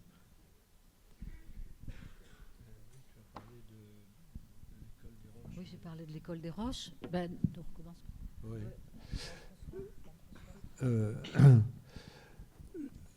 L'une des forces de la haute société est le fait que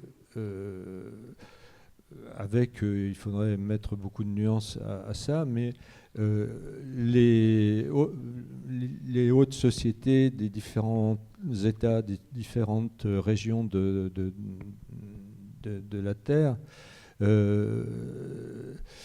sont pas...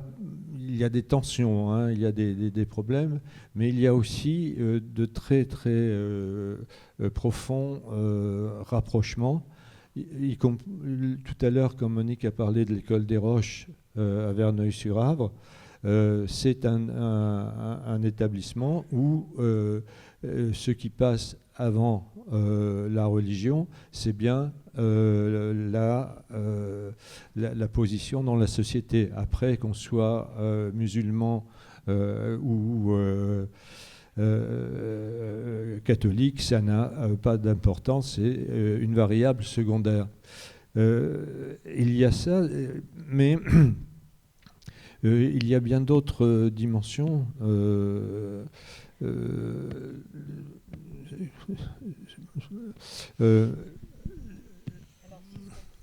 veux dire, si c'est la sociabilité mondaine, c'est-à-dire qu'il faut comprendre qu'ils sont tout le temps entre eux et qu'ils ont un plaisir, mais un plaisir absolument inouï à être entre eux, toujours avec leurs semblables, avec des miroirs qui chaque fois leur renvoient une image flatteuse de leur propre personne.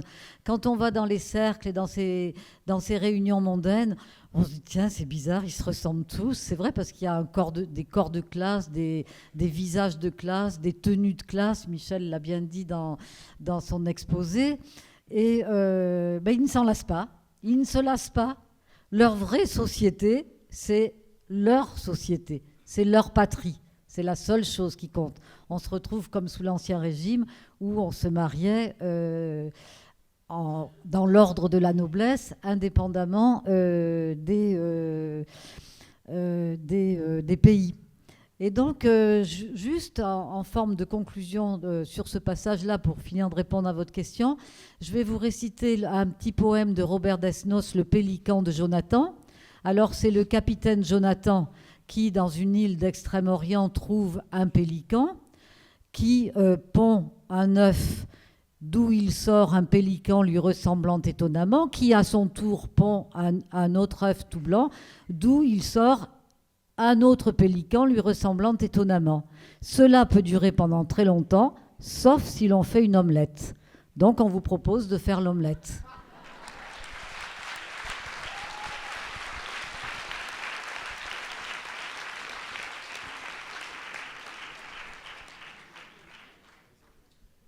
Bonjour, on m'a donné un micro, je vais peut-être pouvoir m'en servir. Bonjour, c'est là. Ah, super. Oui. Bonjour. Voilà, je voulais revenir un petit peu en arrière sur ce que vous disiez tout à l'heure à propos du capitalisme et que c'est quelque chose qui pourrit la société. Mais comment imaginer trouver un autre système ? On en a vu d'autres qui ont échoué aussi.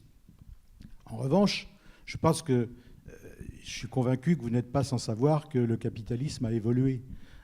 Il est passé par plusieurs phases. Il est passé par la phase du capitalisme familial, industriel, pour arriver, depuis les années 90, au capitalisme financier. Et c'est bien à partir de là qu'on voit et qu'on constate les dérives de ce capitalisme-là. Et qu'est-ce qu'il génère ? En fait, qu'est-ce qui est gênant ? Ce n'est pas tant qu'il y ait des riches, c'est plutôt ce qui est scandaleux, c'est qu'il y ait trop de pauvres. C'est plutôt ça ce qui est scandaleux. Et que du coup, pour imaginer comment on peut rectifier ça, je pense qu'il faut agir sur les mécanismes que le capitalisme financier met en place. Je crois que c'est là-dessus qu'il faut agir. Peut-être que vous avez d'autres éléments que moi, parce que là, je suis un peu sec pour aller plus loin. Merci. Alors, c'est ce que vous dites a l'air d'être tentant.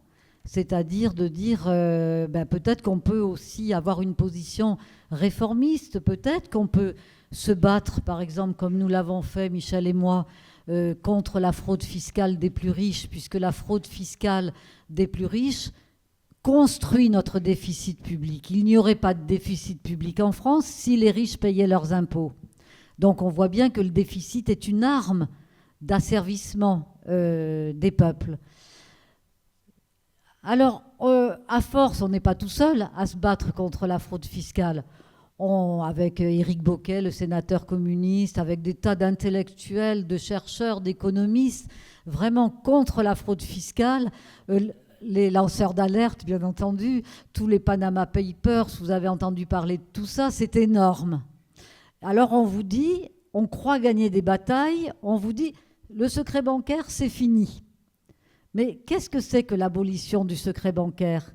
C'est simplement l'amélioration de la fraude fiscale pour les plus riches. Par quel mécanisme ?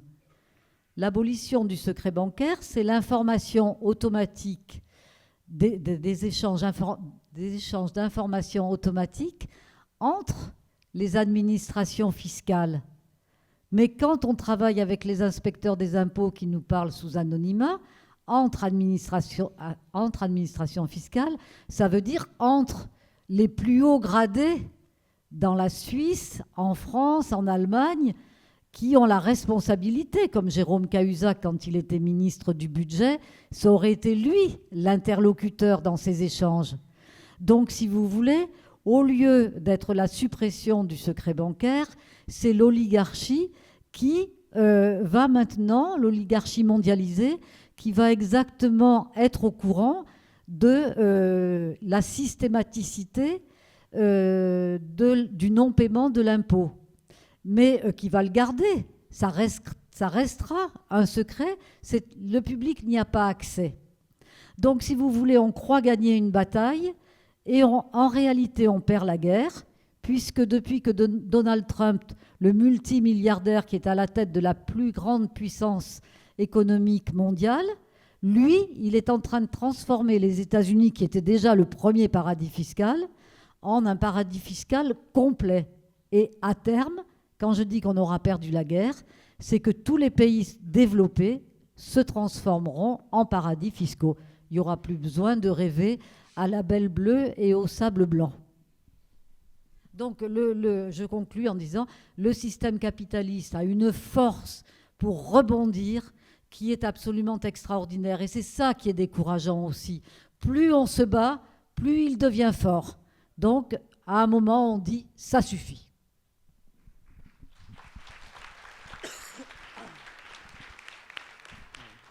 Bonjour.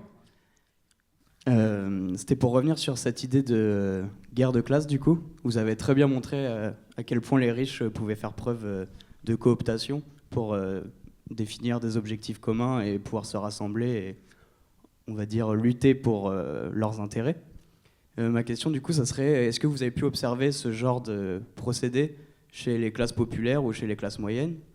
Et si jamais ça n'existait pas, comment on pourrait faire pour se rassembler et mettre en place ce genre de processus? C'est pas difficile, il faut qu'on fasse comme les riches, soyons solidaires. Mais c'est très difficile puisque nous, eux, ils ont tout, les richesses et les pouvoirs, donc ils se rendent des services entre eux. Ça leur est facile d'être solidaires et de la jouer collectif. Ils sont pas nombreux et ils ont tout. Tandis que nous, on est très nombreux et on demande à avoir plus. On est dans le manque, il y a beaucoup de pauvres, beaucoup de gens qui ont besoin d'aide. Et du coup, on se divise. Il y a toujours, c'est la guerre des petits chefs, il y a des enjeux de pouvoir. Et puis, de ça, il faut dire qu'on n'en veut plus. Voilà. Nous, on est sociologues, on n'est pas prophètes. Hein, c'est pas nous qui allons ce soir repartir avec vous. Et puis, non. C'est par notre travail qu'on peut vous aider, qu'on peut nous aider. Et surtout, notre travail, c'est de dire vous êtes responsables. Vous n'allez pas quitter cette salle en disant les salauds de riches. Non. Vous allez dire c'est notre responsabilité, la situation. Quelle était la parole de Brecht? Il y a une parole de Brecht qui dit qui est responsable de l'oppression? C'est nous. Qui est responsable de supprimer l'oppression? Mais c'est bien mieux dit, c'est nous. Voilà. Et donc, nous, c'est de notre responsabilité à nous si on veut supprimer le processus d'asservissement, le processus d'esclavagisation moderne qui s'est mis en place sans qu'on s'en rende compte. Et c'est de notre responsabilité à nous que de l'abolir.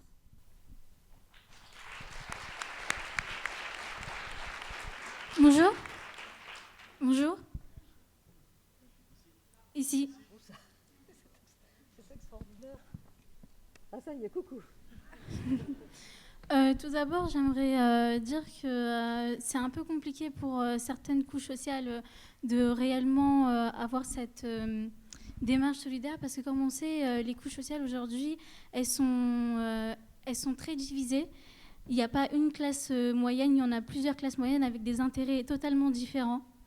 De plus, je travaille actuellement sur une enquête sur la rénovation du Sanitas et j'ai observé du coup des déplacements des populations populaires. Et donc du coup, je me demande une chose, comment s'organiser dans une société où les gens vont devenir de plus en plus déclassés, où les populations les plus populaires vont habiter de plus en plus loin, de plus en plus en banlieue, et donc loin des lieux de pouvoir, loin des lieux de culture.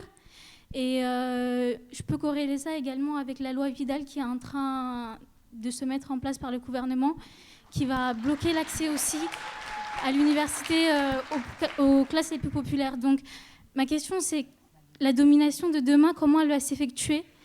Dans quel enjeu elle va s'effectuer et comment s'organiser contre celle-ci?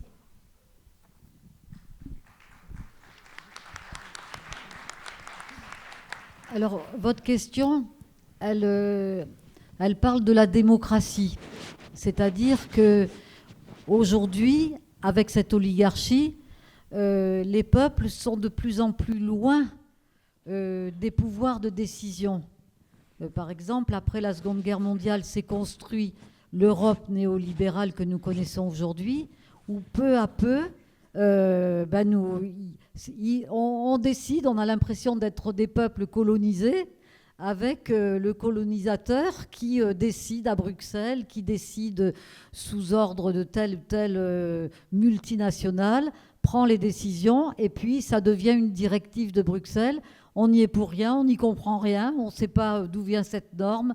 On est dépossédé complètement de toute notre possibilité d'intervenir et d'améliorer nos vies et celles de nos concitoyens.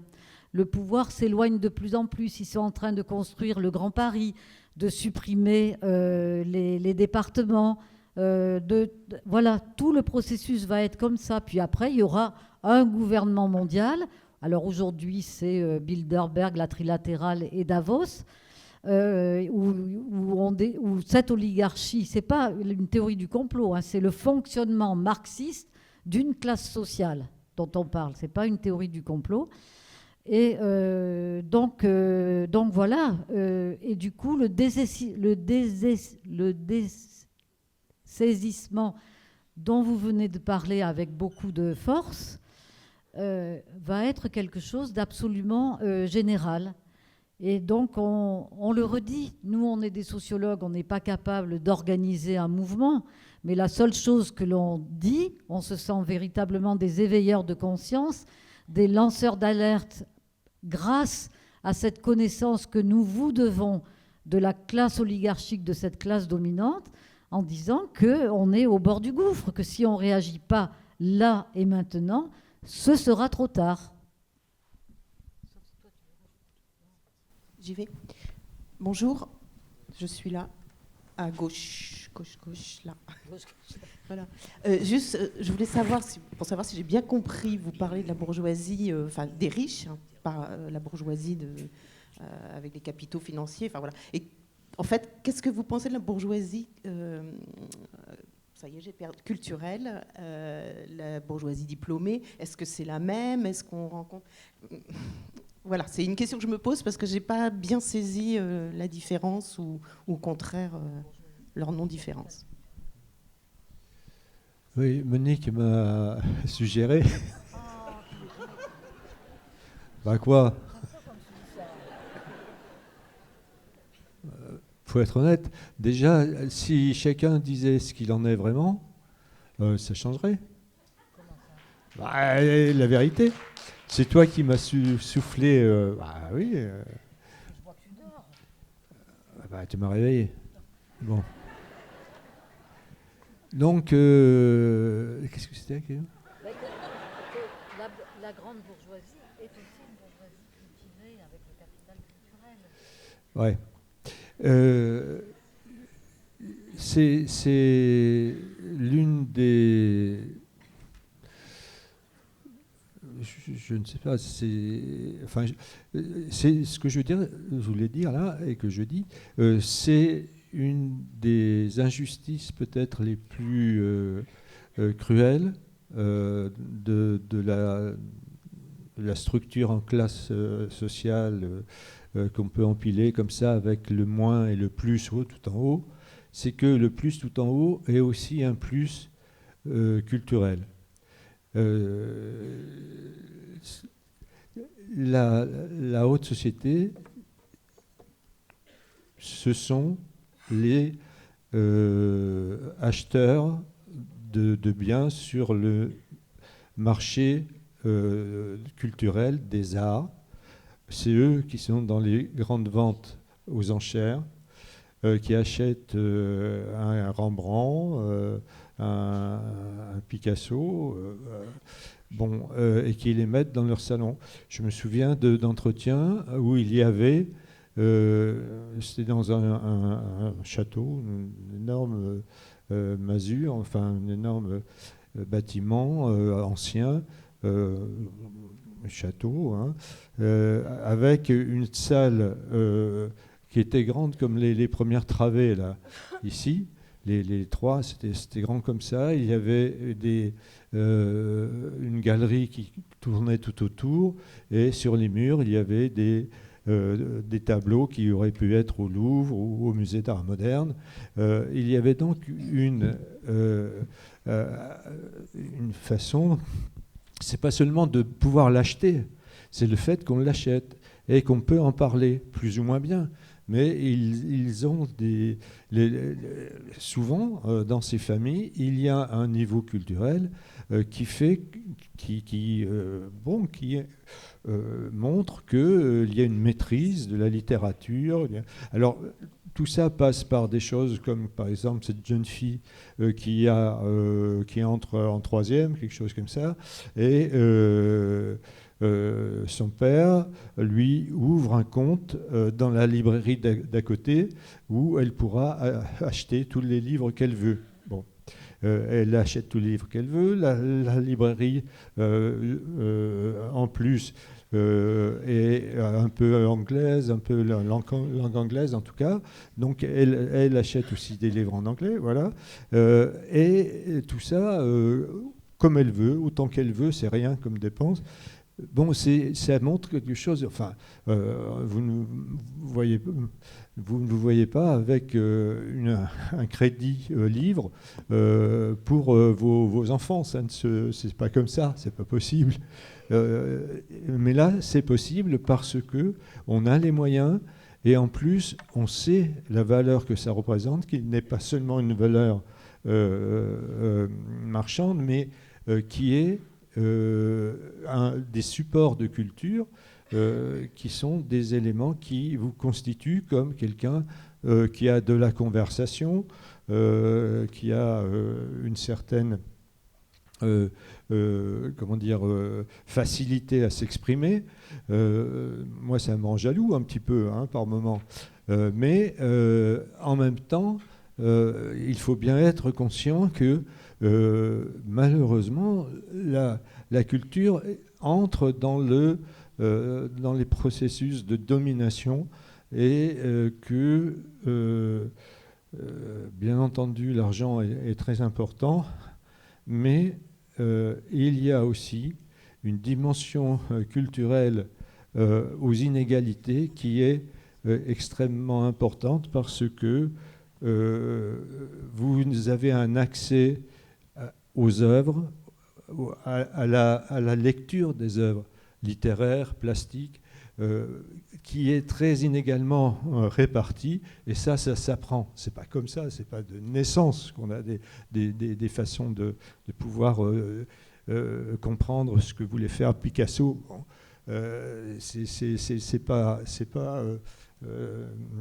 c'est pas inné.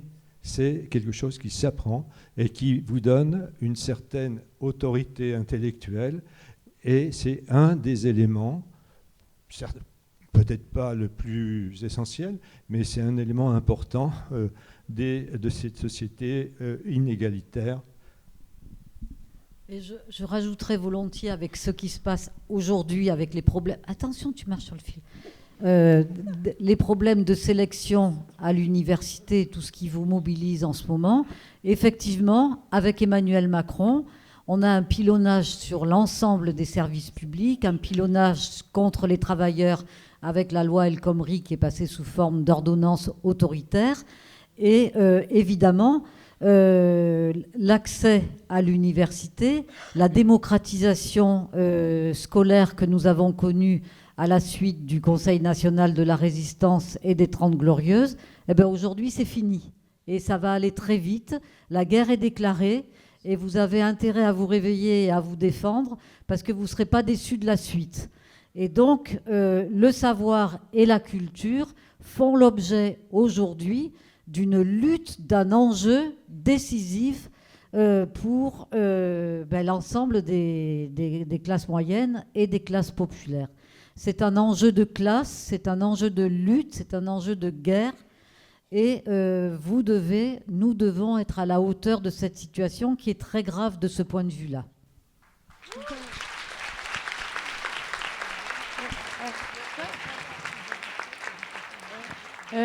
Bonjour. Du coup, attendez, je fais juste un petit... Où est-ce qu'il est notre chef Nicolas? Parce que tu sais, on avait dit qu'il ne fallait pas qu'on soit non plus complètement épuisé. Donc il faut qu'on se fixe une heure. Est-ce que 4h15 c'est bien? Nicolas, qu'est-ce que tu dis? Top, il a dit. Donc, ok. Du coup, Rebonjour. Du coup, c'était pas un truc politique, moi, ma question, c'était plus... du coup, tout à l'heure, on a parlé de... Ouais, si, en fait.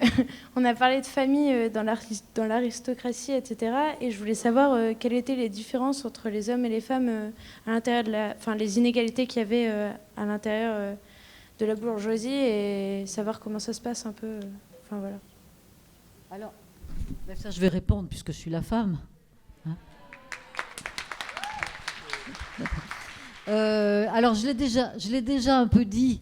J'ai dit que dans ce milieu, le genre était une variable secondaire comme la religion par rapport à la variable principale d'appartenir à cette classe, d'en être un représentant, un maillon d'une lignée.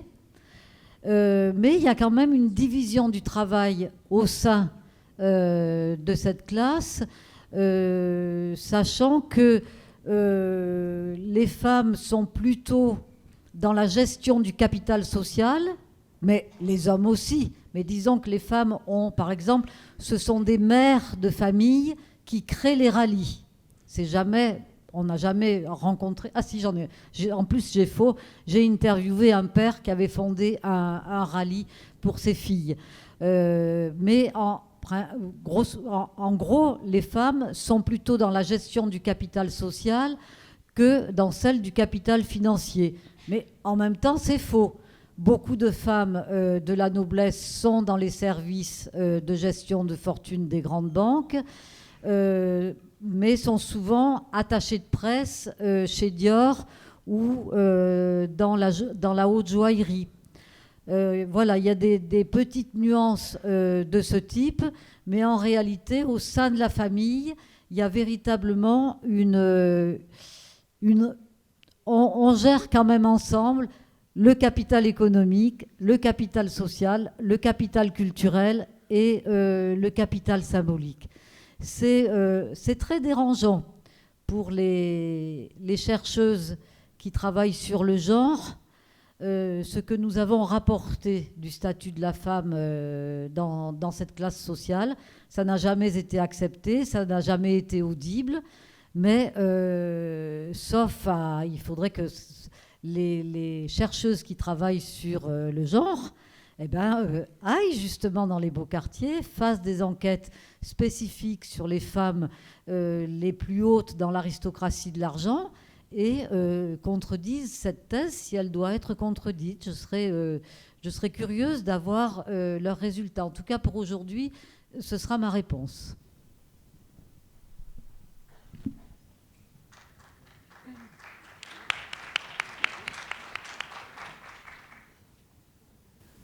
Bonjour. Bonjour. Juste pour continuer... Oui. Pour continuer sur votre travail de sociologue, vous nous avez dit en introduction que le CNRS vous avait imposé un devoir de réserve. Donc j'aimerais que vous vous expliquiez sur cette question-là.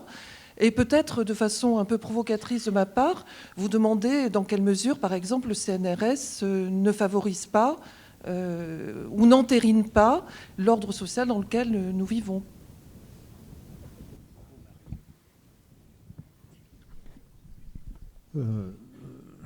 En tant que tel, la direction du CNRS, l'institution, avec ses membres dirigeants, quoi, qui ont les responsabilités, ne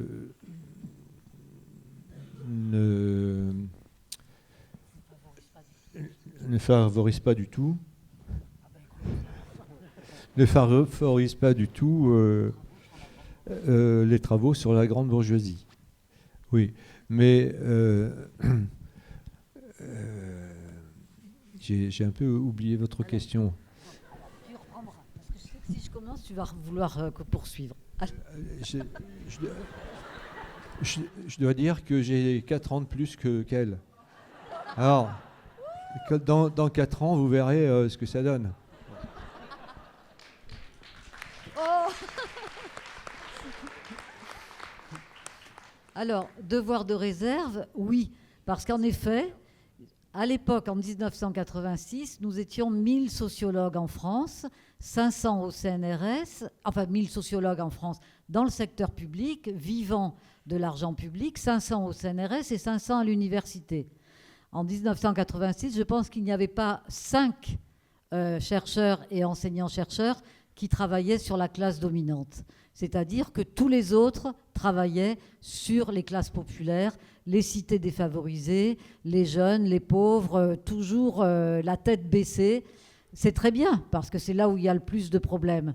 Mais l'idée d'aller chercher l'origine des problèmes, ça, c'est un sujet tabou, pour plusieurs raisons. D'une part, dès qu'on a commencé à travailler sur les beaux quartiers, on n'a plus eu d'argent. C'est-à-dire qu'on avait nos salaires qui nous tombaient chaque mois. Ça, de toute façon, c'était gagné d'avance jusqu'à la retraite. Mais on ne pouvait plus avoir de contrat avec des administrations pour payer nos frais de recherche. Parce que quand on est chercheur en sociologie au CNRS, on vous donne vos salaires et le reste, vous devez aller le chercher. Ce qui est très bien. Ça vous oblige à sortir de votre tour d'ivoire. Donc là, on a payé la première enquête avec nos salaires. Je ne vous tends pas la main, je ne vous demande rien, contrairement à Louis Morin qui vous a demandé un peu d'argent. Nous ne demandons rien. Et après, les choses se sont améliorées de ce point de vue, puisque notre travail a d'emblée été reconnu par la presse, les maisons d'édition et tout ça. Mais par contre, il a été, et ça nous nous en sommes expliqués dans le petit livre rouge dont Louis Morin a eu la gentillesse de parler tout à l'heure, Voyage en grande bourgeoisie, notre journal d'enquête, qui raconte, sans donner de nom, parce que ça n'avait aucun intérêt de donner des noms, puisque c'était un phénomène massif, de voir que les sociologues étaient en opposition, étaient très critiques vis-à-vis de notre travail, qui les dérangeait énormément. Parce que finalement, ça les emmerdait de savoir que tout là-haut, ils sont dans le cumul des différentes formes de richesse. Eux, ils voulaient une structure en chiasme. Plus vous êtes riche, plus vous êtes béotien, moins vous êtes cultivé. Plus vous êtes pauvre, c'est moi qui ai fait ça, plus vous êtes pauvre et plus vous êtes diplômé, vous voyez une structure en chiasme. La culture et les diplômes ne peuvent pas être cumulatifs avec la richesse économique. Et nous, on montrait exactement le contraire. Donc ça a beaucoup dérangé nos collègues. Notre petite carrière s'en est trouvée ralentie, mais ça, c'est pas très important. Et puis, on nous a embêtés jusqu'à la fin. 2 ans avant de partir à la retraite, c'est des petits exemples. Mais peut-être que vous êtes dans cette institution et que ça vous parlera. Le CNU nous a demandé, la commission qui examinait nos dossiers chaque année, puisqu'on doit faire un rapport d'activité chaque année, nous a demandé, sous peine d'avoir des ennuis, de enfin dire qui faisait quoi dans notre couple. Évidemment, nous avons toujours refusé de répondre à cette question. Hein ? On a refusé, on a écrit une lettre de 10 pages d'un commun accord, on a écrit une lettre de 10 pages en expliquant qu'on ne répondrait pas à cette question parce que nous pensons que c'est notre travail qui doit être évalué et pas de nous mettre en concurrence l'un contre l'autre. Parce qu'au CNRS, on vous pousse à faire du travail collectif, mais vous êtes jugé individuellement. c'est un management néolibéral contre lequel nous nous sommes toujours battus. Et on nous a dit, OK, vous avez publié beaucoup, on ne peut rien vous reprocher, mais sachez une chose, et on a la lettre chez nous à disposition, que cela ne fera jamais jurisprudence au CNRS. On va prendre juste une dernière question. Et puis après, je suis désolé parce que je frustre un peu tous ceux qui voulaient poser des questions, mais il y a un train à prendre. Donc, ça allez-y. marche. Oui, ça marche. Je suis là-haut.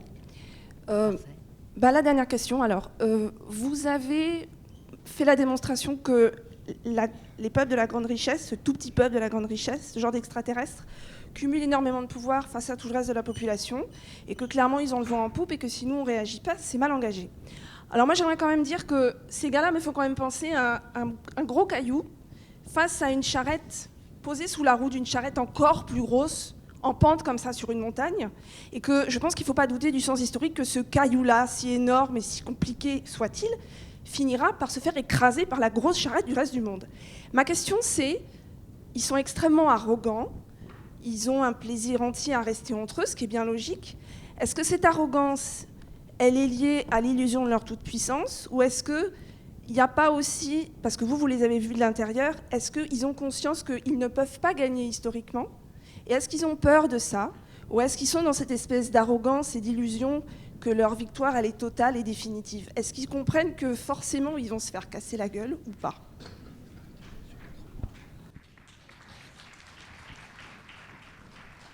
Je propose que ce soit pratiquement la conclusion, parce que, en effet, les choses ne s'opposent pas. C'est-à-dire qu'ils peuvent être à la fois dans l'arrogance que vous décrivez, la force de ce caillou, et le souvenir de 1789, de 1870, 1936. Je veux dire, ils en ont quand même pris plein la gueule, si je puis dire.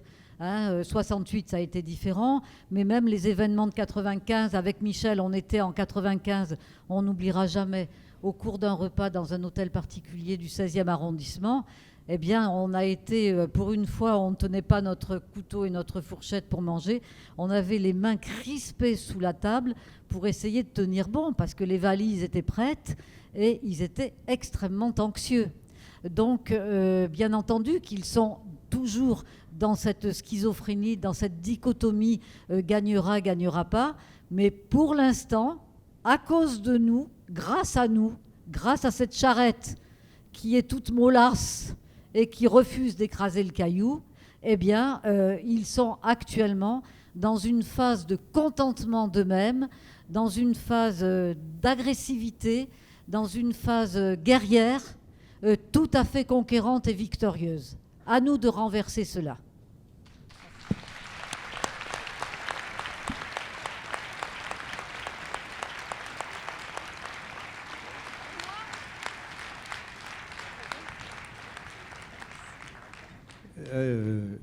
Malin comme je suis, je prends la parole au moment où c'est l'heure de partir. C'est pas que je m'ennuie, c'est pas que je vous trouve pas sympathique, mais je commence à avoir soif.